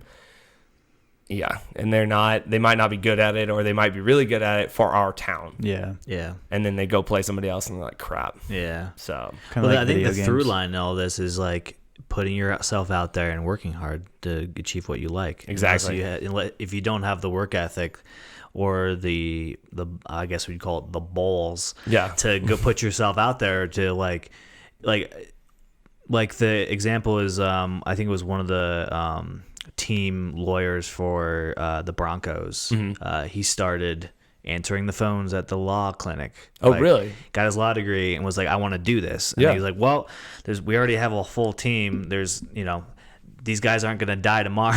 Yeah, Like yeah, everybody yeah. wants this job. Yeah. Yeah. And the only way you're going to get it is if you start from the bottom, work your Right. way up, and just then have just that wait. work ethic, start answering the phones, then you're in, and then you can start leveling up. Yeah. But some people just don't have the willpower, I guess. Well, I think, like, I mean, you can remember, like, how many times did you change what you want to be when you grew up? Oh, Yeah, so many times. Yeah. And so many. And I mean, that's what I always kind of chalk it up to is Yeah. like that, we changed what we wanted to be or what we wanted to do with our lives so many times that it's like we always stop to forget, like, these generations behind us are more mature than we are, even if they don't act it, because their world is much bigger than ours was. Right? Like, we didn't have, I had MySpace, I think, in high school. Yeah. Right? Like, I had a flip text phone. Yeah. To text. If I went on the internet, I was going to be murdered by my mom for the amount of money that it was going to cost. Right? Like, it was just, How many and texts so, you sent? oh yeah. Well, it's like your friend calls you and you're like, hang up. And you're like, hey, call me after 9, bye. Yeah. And you hang up Yeah. so you don't get charged. Like, hey, stop texting me every word. Just Yeah. put it all in one sentence and then text me because I only have 100 texts this week. Exactly. And it's one of those things, like, since their world is so broad, right? Like, there's so many, and again, when you think of social media, you think of like everything you see on social media, a lot of it's positive. And so it's like, hey, like, this kid was, for lack of a better term, rags to riches kind of deal in terms of talent or things like that. But you don't see all the effort that was put in to get to where they're at. Yeah. For sure. So My anxiety started when I got on MySpace because then I got to see how cool everybody else's life was and how many friends they fucking had and what kind of cool music they were listening to. Yeah. And I was a fucking nobody. but how was your top 8? That was the most stressful Yeah. part for me. Yeah, It was the yes. freaking top 8. Yeah, because then you're like, if you're not in somebody's top 8 that you thought you were cool with, You're not going to and put them in your top 8. fuck no. Yeah. You're out. It's garbage. You're out, dude. As soon as I slid out of top 8 on yours, you were out of mine. Yep. Like fucking that. Who goes number 3? That was the worst thing for kids. Let's fucking rank your friends. Like, Well, I remember it was a top 8, and then they offered that patch that you could download where you can make it like a top 64 or a top my 32 God. or a top 16. you spend all night 64. fucking like top Just 64. But arranging them, yeah. right? Because Miles. it mattered. And I'm Fall like, somewhere I in the only have 50s. 20 friends. Yeah. But it was always like, for me, it was like, I don't know how it was for you guys, but it was like, I'm dating this girl, right? So she jumps, but it was always my brother and my sister were my top 2 because that way I could always justify it, right? Oh, it's Yeah. my brother and sister. Like, you don't outrank them. Sorry. You didn't have to hurt anybody's feelings. Nope. Yeah, that's Yeah. nice. It just escalated from there. Yeah, that's when the anxiety started. Yeah. I just Social media. I just saw that Yeah. they just had a meme the other day that was like, somebody had posted, they were like, someone should make it so you can put like music on your Twitter profile so that way everyone can know what you're listening to. And then right below it just says, we've reached the moment where the generation doesn't know about MySpace. Yeah. Oh god, I wonder what What's Tom up to? Tom up to? Yeah, we Yeah, I think talked he's about a this before. photographer. What's that? He's a photographer. He's doing great though. Yeah, he takes a bunch Because of they pictures. sold, Yeah, MySpace and made a ton of money on it. He has Sounds great. he has a dream life. He seems super happy. He had Yeah. a bunch of money to go do a hobby that most people can't do because it's expensive. Yeah. Travel around and take pictures with awesome cameras. Oh my god, Yeah. Tom, What what a did you guy. do? Yeah. And he just started in that white t-shirt. Yep. But didn't voice his opinion on anything. Yeah. Literally just sat there, just in his chair, turned like this, smiling. I wonder if he sits at night drinking like bourbon and he's just sitting in his dark room going, "What did I do? Yeah. What did I create?" Yeah. Or do you like- think he thinks like somebody else would have done it, so I just needed to do Yeah, it? maybe. I certainly don't know what the zeitgeist or what the thing was happening in his circle of friends. You know, Yeah. maybe somebody else was talking about doing it. Yeah. He Yeah. Winklevoss. Austin Voss twins, Yeah, I was gonna say, do you think he's ever like, damn, I could have been Mark? I don't think so. I would think No, he like honestly. I mean, but look at Mark Zuckerberg. Dude, he has an island in Hawaii. Look what he- yeah. Look what he has to deal with. Yeah. Right? He gets called to True. Congress, it seems like every freaking month Yeah. to talk about something. Dude, that guy should quit. I don't know what he's doing. I mean, we said that about Bezos, and he finally took our advice. I know. Yeah. Well, Whoa. Okay.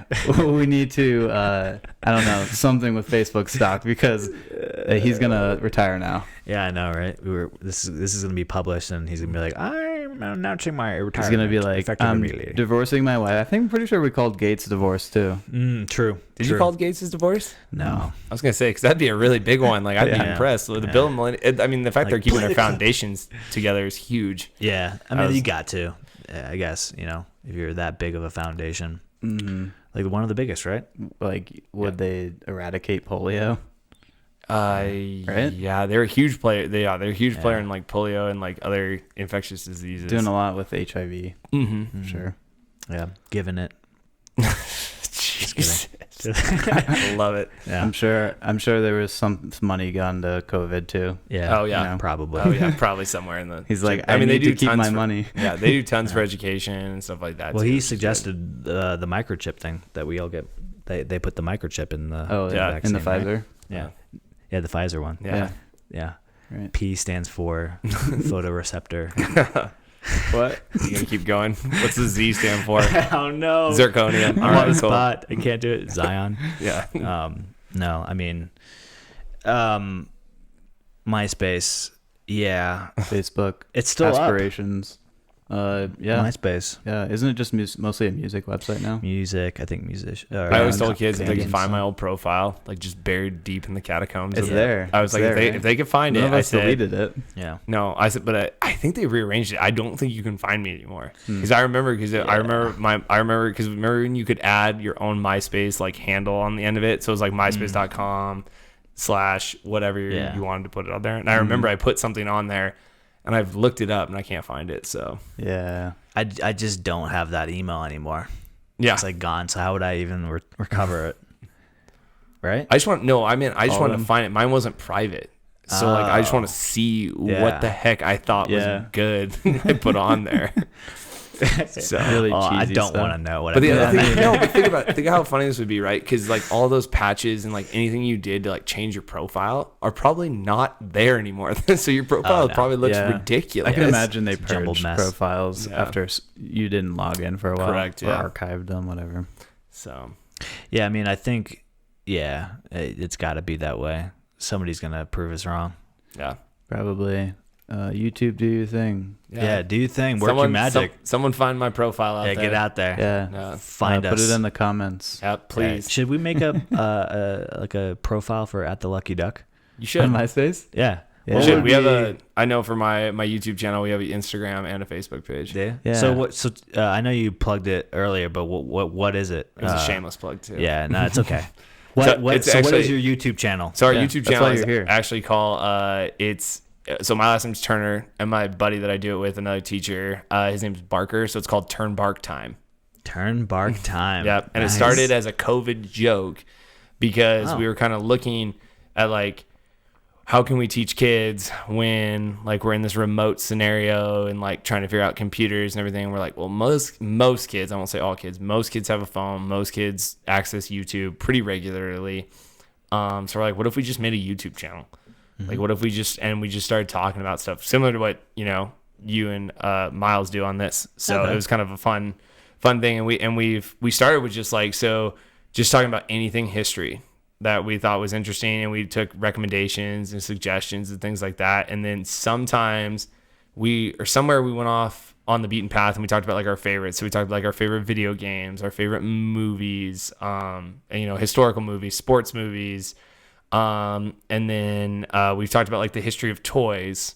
We've talked about like the history of our favorite candy. We've talked, just like those different things. And then intermittently we would do one that would be around what we were trying to teach that week. Okay. Because we'd like to think that our kids like to listen to us because we just make terrible, terrible dad jokes. We like emphasize things that are funny. We tell those parts of history that aren't as popular. Yeah. And they're not going to be told in your textbook. And just to keep them interested, you know, because I'm very well aware history is a very boring subject if you are just reading your standard textbook and answering questions. Like, it's not the way to do it.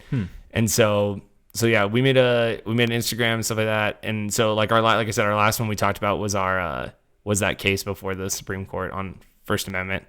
And then we were going to talk about something last week, but something came up because it was his daughter's birthday. So yeah. yeah. Do you ever So have how- guests? Yeah. No, we haven't. And the reason is we don't have this nice setup that you guys have. We're trying to figure it out still. We just use Skype, so we'll call each other on Skype, and it puts us panel next to each other, and then we edit and add images and things like that. But Whatever works. yep. That's the way to go. You just gotta start doing it. That was like my philosophy for this, was just like, yeah, we could produce it or write stuff for it or spend all this time and energy and then like do it. But I was like, no, we're just gonna turn the camera on, turn the mics on, just Start go. it. Whoever comes in the Listen town to our and- first podcast and then listen to this one. And I'm excited. Just I'm in gonna go. that I'm year. going back and finding these because Yeah. these are gonna be good. Yeah, it's been fun so far.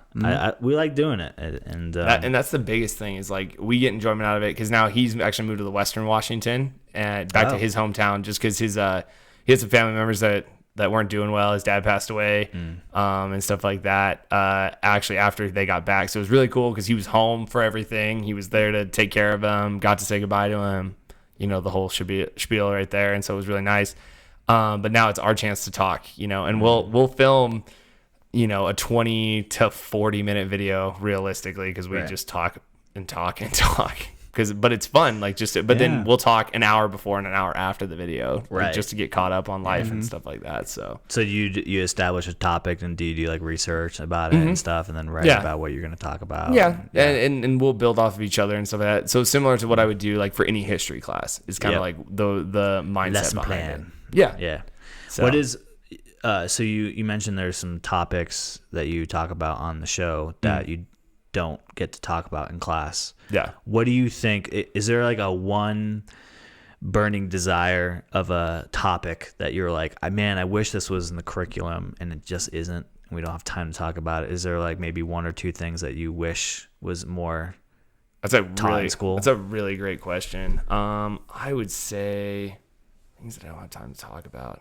I'm really into military history. Like I love strategy and figuring out how commanders did certain things on the battlefield and how they used, you know, like Sun Tzu Art of War. Yep, exactly.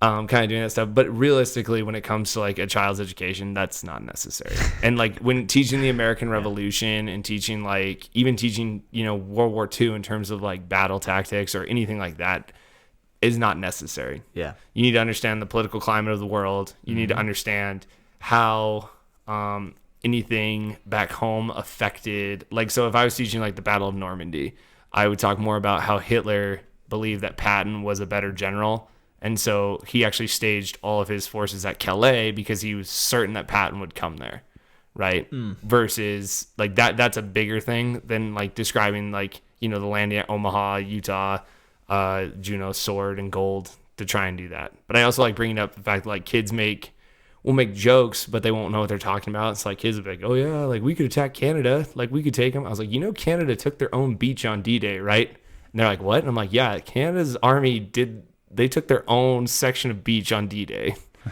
They had their own section. So. Oh, okay. Yeah. But it's like, it's just stuff like that. So I would say if I had time to talk about it, I would talk military tactics. Like that's my favorite thing. Like I try and explain to kids that like in the French and Indian War, the French are using Native American tactics, so they're hiding behind trees, and the kids are like, duh, like that's the smart thing to do. And I was like, they're like, what were they doing? I was like, oh, they were lining up in rows and trying to shoot at them. Formal warfare. They're like, that's what? And I was like, yeah. I was like, because when you think of Europe, right, all the trees have been chopped down, so you're gonna line up in a big field. Your guns aren't that great, so you're all just gonna fire at the same time. Hopefully, hit them with a wave of bullets. They all fall down. Hopefully, you hit more people than they hit. Yeah. But like Native Americans, they use bow and arrows. They're all about accuracy because you don't have as much power behind them, so you have to hit your target. And again, Native Americans are trained, you know, are taught from young childhood, right? Like you make your arrow. Yeah. So it's valuable to you if you don't hit your target. You have they're hunters too, so they're like normally hiding in bushes to try to get their prey. And then like you talk about like how that's like the shift when it comes to like how Washington wins the war, right? Like he uses a lot more, like when he's losing, because his army's just getting their butt kicked the entire time. So he uses snipers and he uses, hit and run tactics to eliminate, because he's like, I don't need to go toe to toe with Britain. Right. And then what's fun is like you make it not fun. That's not the right term. What's interesting is you make it full circle, right? And you look at like hit and run tactics. You look at not fighting when you have a disadvantage, right? Exactly what happened to America during the Vietnam War. Right. You can't figure out who your enemy is, right? You could be living right next to them, right? You basically have a counterinsurgency. And so The weather's terrible. Yep. It was miserable. It's like the cards are stacked against you. Did you ever see Good Morning Vietnam?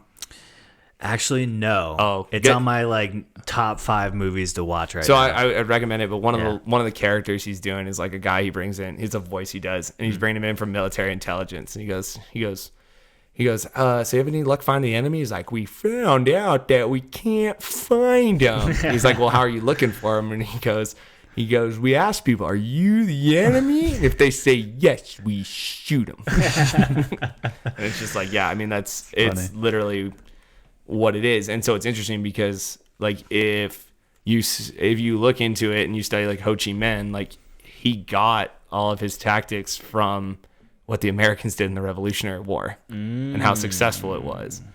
And so it's like all that stuff comes back and it's full circle when we talk about this stuff. So that's why I like talking military tactics and stuff like that. It's just, it fascinates me when people upgrade, right? And decide like, hey, you look at World War I, right? You're using old school run at you tactics with machine guns. That's why it's so devastating, right? And then you get to World War II and you start getting more into like squads.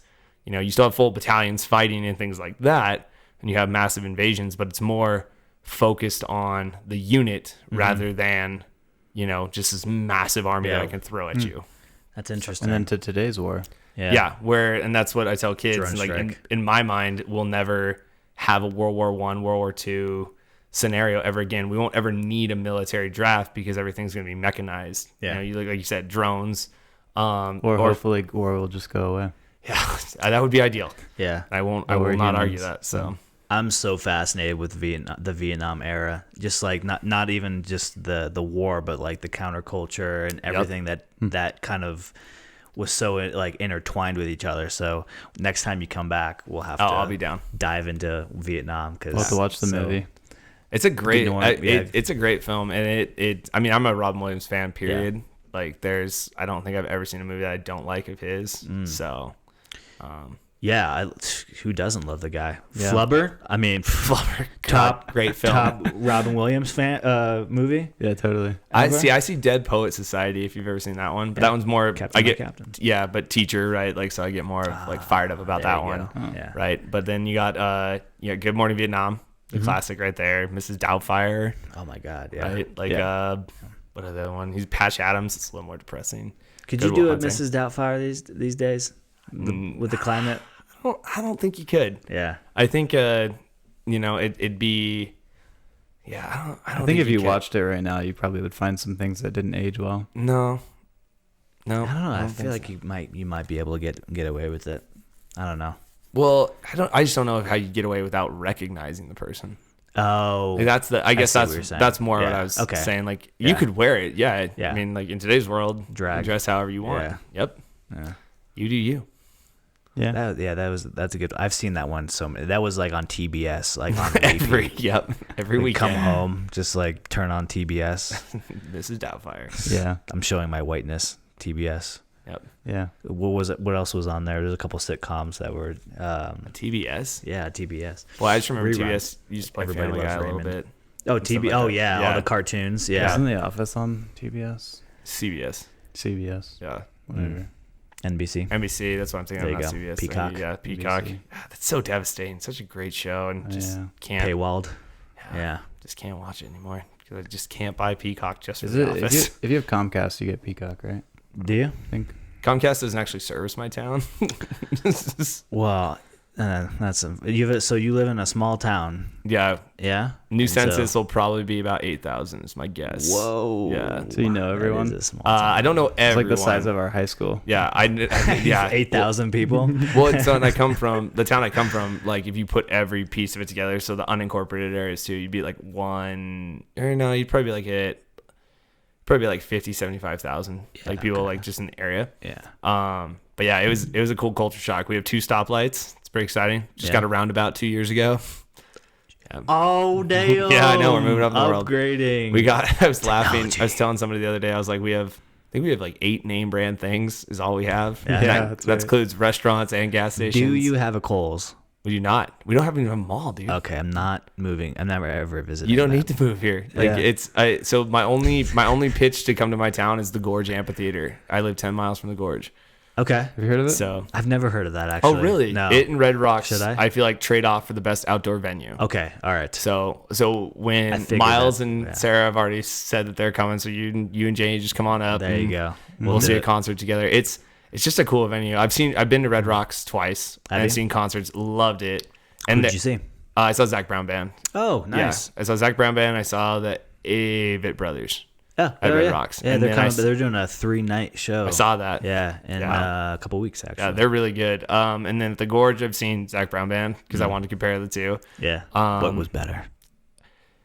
It's too different. Tread lightly. I can't. I know. I'm in kidding. Colorado. I gotta be. Yeah, but I mean, it's just where kidding. I live now. Yeah. I love the Gorge, and the reason I love the Gorge is it's more expansive, I guess. Okay. So obviously with Red Rocks, you have kind of a bench seat that's yours, right? Which is nice. But like the Gorge is just a grassy hill Okay. that you can sit on. Do you And know so what has a bigger capacity?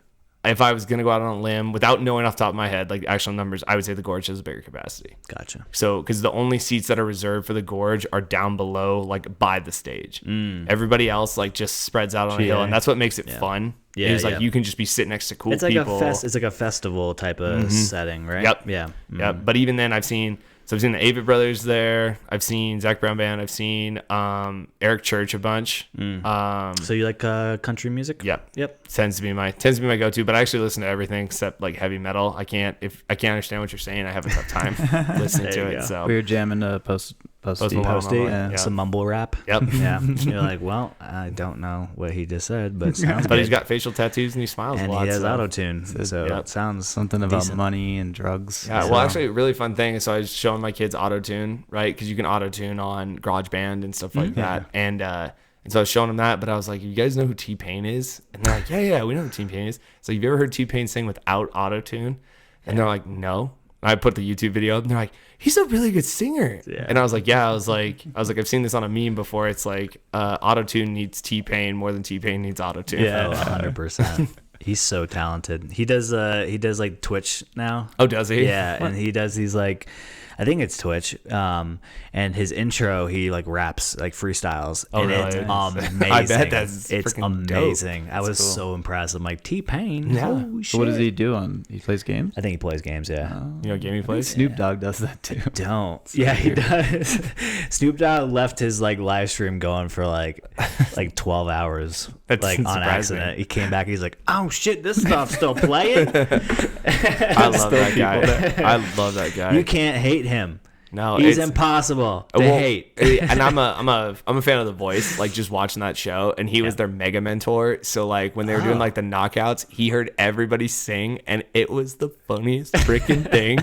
He's like, I like some country music. He's like, you sang that song right there, and a tear started to come out of my eye, and I had to be like, get back in there, get back in there. It was just like I was like, this guy is telling country singers how to sing. I love this. He's so good, and he looks good for his age. The guy's Oh, yeah. he's up there now. And, Marijuana does wonders. I guess so. Yeah. He's gonna live forever. That's one guy I wouldn't mind if they found out how to keep you alive. Like one guy, you have to pick one guy out of everybody in each nation, Yep. and We're- they could we're live keeping forever. Snoop. We keep Snoop. Yep. He's just a treasure. Yep. Are you looking up to see how old he is? Yeah. Snoop's got to be in his 50s, right? Absolutely. Yeah. What are you gonna guess? He was I'm born- gonna say 50. I'm gonna say 54. All right, I'm gonna guess 57.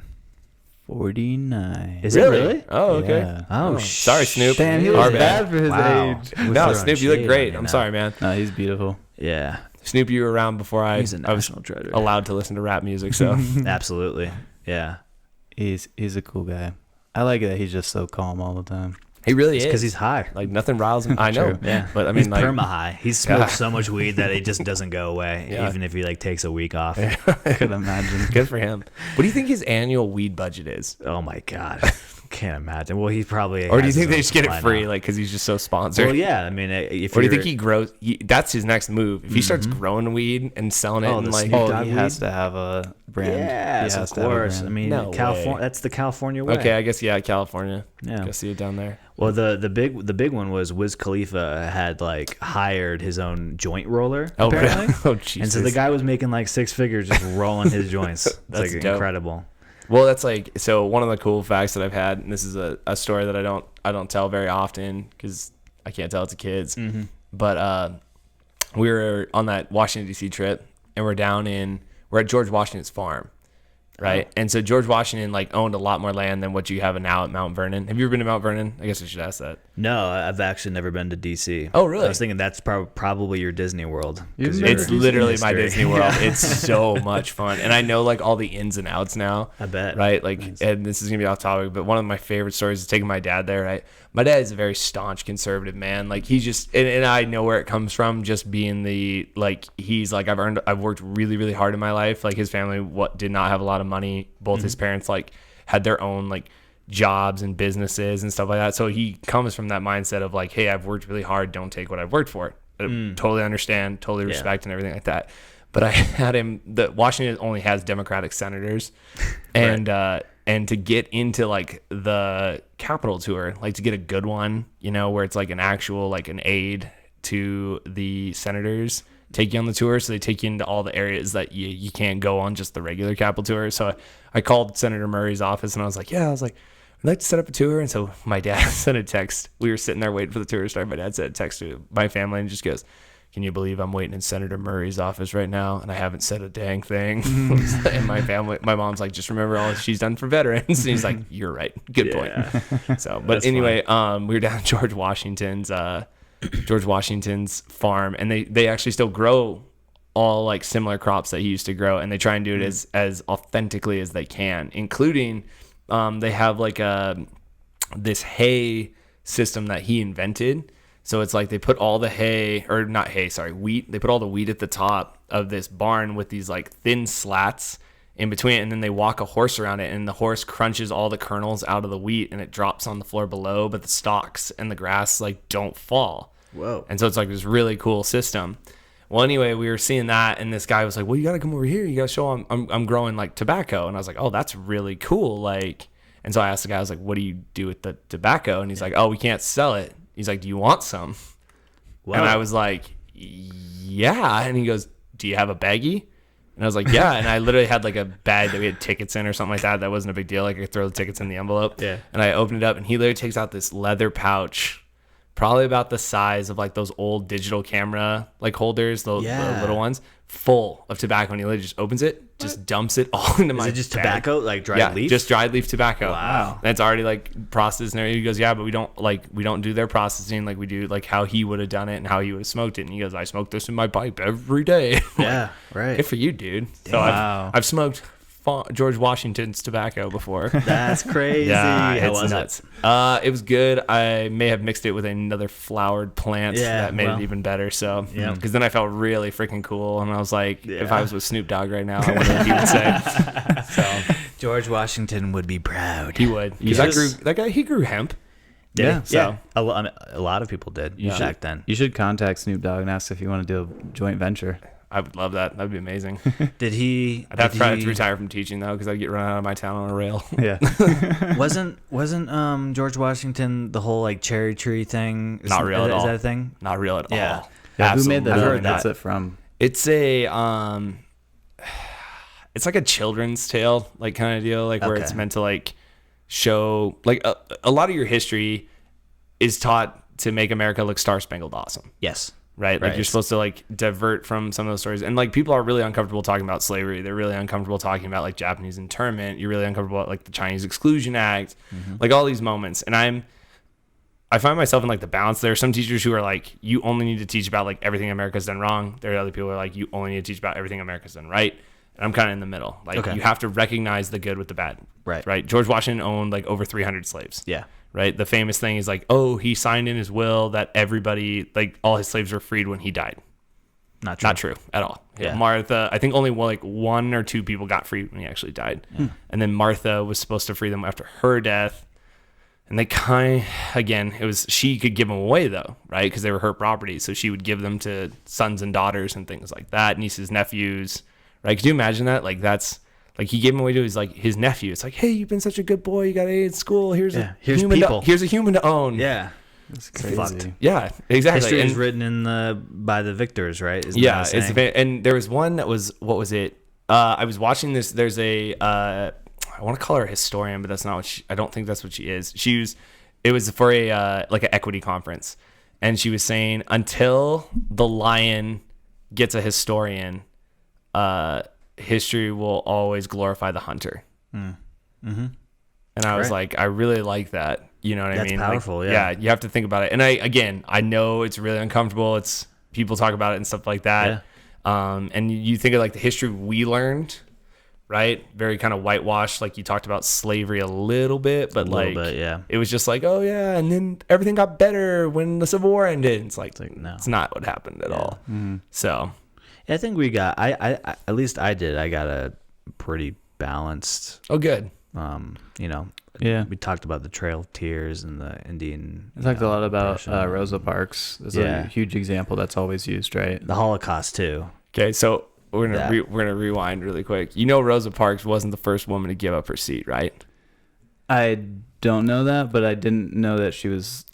I never assumed she was the first. So here's the reason: there was actually a woman who did it. I think it was like 2 weeks it was a month earlier. Had done the same thing, but they couldn't hype her up because she was pregnant, out of wedlock, and I think she was a teenager too. But I cannot tell you the name, and that's really bad as a history teacher. I can't tell you the name of that person. I bet she's pissed. Yeah, fuck Rosa. Well, but it was like that. I mean, that's an example of even how history worked, right? Like you talk about Martin Luther King, right? When we talk about his nonviolent protests and things like that. Martin Luther King wasn't opposed to violence, like in his protests, because again, he saw it as a way of like, we're going to do this until people listen, and there might come a point when we have to, be violent, right? But Martin Luther King, like the voting rights was like a big thing for him, but also jobs, like having like a way to secure jobs for African Americans, like and guarantee them equal pay and things like that were huge, but we don't talk about that. Yeah, right. Mm-hmm. Also, the whole Christopher Columbus thing. I was taught so wrong. Okay, hold on. Christopher, slave owner or not? Christopher Columbus? Yes. Slave owner or not? No. No. Okay. No, well, technically, I guess I'm gonna say technically yes, because he enslaved the Arawak people. Okay. So did he massacre the Arawak Indians? Yes. Yes. But not through the way you're thinking, like a traditional massacre. It was more like through like. We would call it like biowarfare. Mm-hmm. So like sicknesses, smallpox, things like that, not intentionally, but also they like when they got to where they were at, they were like, hey, we can grow sugar here, right? Like, and this wasn't him personally. This was like Spain. Like, we're gonna grow sugar here, and we don't care if these people die working in our sugar fields. Like, we're just gonna work them till they die. Cool, we'll get a new one. And do that. Didn't he like record saying like these people are such and such, I'm pretty sure we can enslave them in like 2 days. Yep. Absolutely. Like that, yeah. Versus you had like, and that's the thing, like he never saw, like the Aztec Empire. Right. Like he never saw like the intricacies of the Inca. Right. Or, well, I guess the Mayan weren't really around as much then. So. Right. But he's he's a whole nother. So do you go out of your way to make sure that do you ever notice anything in like the textbooks or the curriculum where you're like, yeah, it's a little whitewashy, maybe steer and we have a good truth. I really like our curriculum overall. It's a really good like just overarching picture, which is like what our goal is, and then we insert what's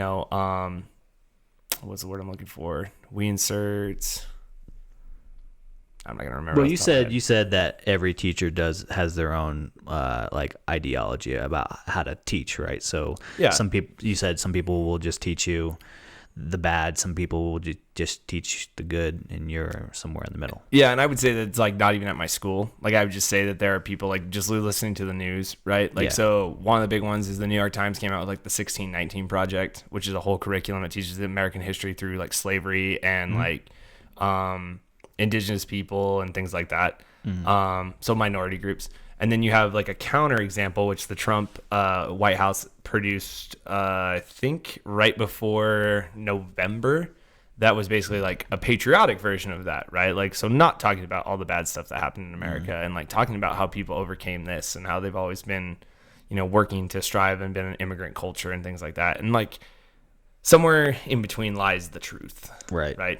Because like George Washington, yeah, was he a slave owner who owned 300 slaves? Did he probably do things to his slaves that were not good? Yes, probably, most likely. But is he an important historical figure in the founding of our country? Absolutely. Right. Did he do more good than bad? That's up for people to decide. Right. And there are people who are like, well, get rid of him, get rid of Jefferson, you know, get rid of that. And it's like, in my opinion, and again, I'm being white, right? Like it's a little different for me, but it's like, did their contributions outweigh their, you know, strikes against them? And I say yes, but that's just me. So, And it's also not, and I'm sure this is the way you teach. It's not your duty to make that judgment and teach it to your kids. It's your duty to give them the information needed to make their own judgment. Yeah, I mean, and that's the tough one. And with COVID, what's been interesting is like a lot more parents have been involved. Like I had a meeting the other day with a parent who didn't like how I used white privilege or police brutality in my classroom, like just having a discussion. It actually wasn't even a history class. It was an advisory classroom because a student had asked me a question about something. And so I got into talking about it and they didn't like it. So we sat down with a meeting with the principal and the parent and hashed everything out. So Interesting. yeah. And their big thing was like, well, your opinion needs to stay out of the classroom. And I said, but I was asked my opinion. Yeah. Like, right. So I was like, I'm going to give it to him. And my principal had said, he's like, you know, you're going to do what you're going to do. But he's like, when he's like, I think of your opinion as like wearing green on St. Patrick's Day, right? If I don't give it and I wear green on St. Patrick's Day, I don't get pinched. I don't have to worry about that kind of stuff. So if you give your opinion, you're going to worry about parents thinking that you're trying to control their children's minds and things like that. Whereas if you don't give it, you're never going to have to worry about that. And you never have to worry about them feeling that way. So,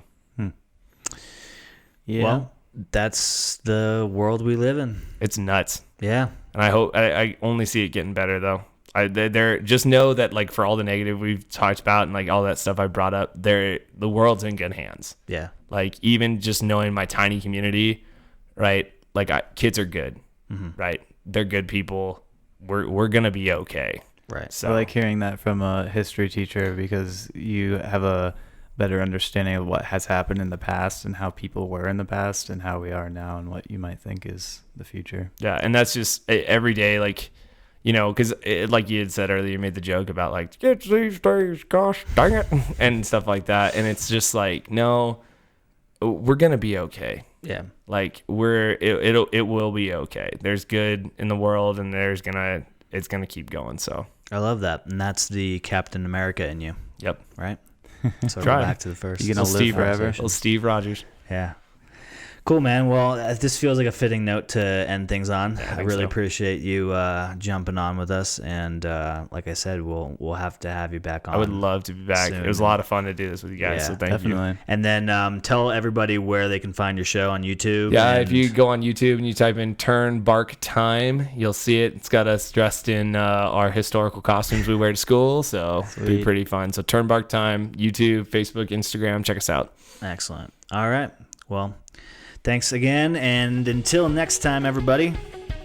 Adios. Peace.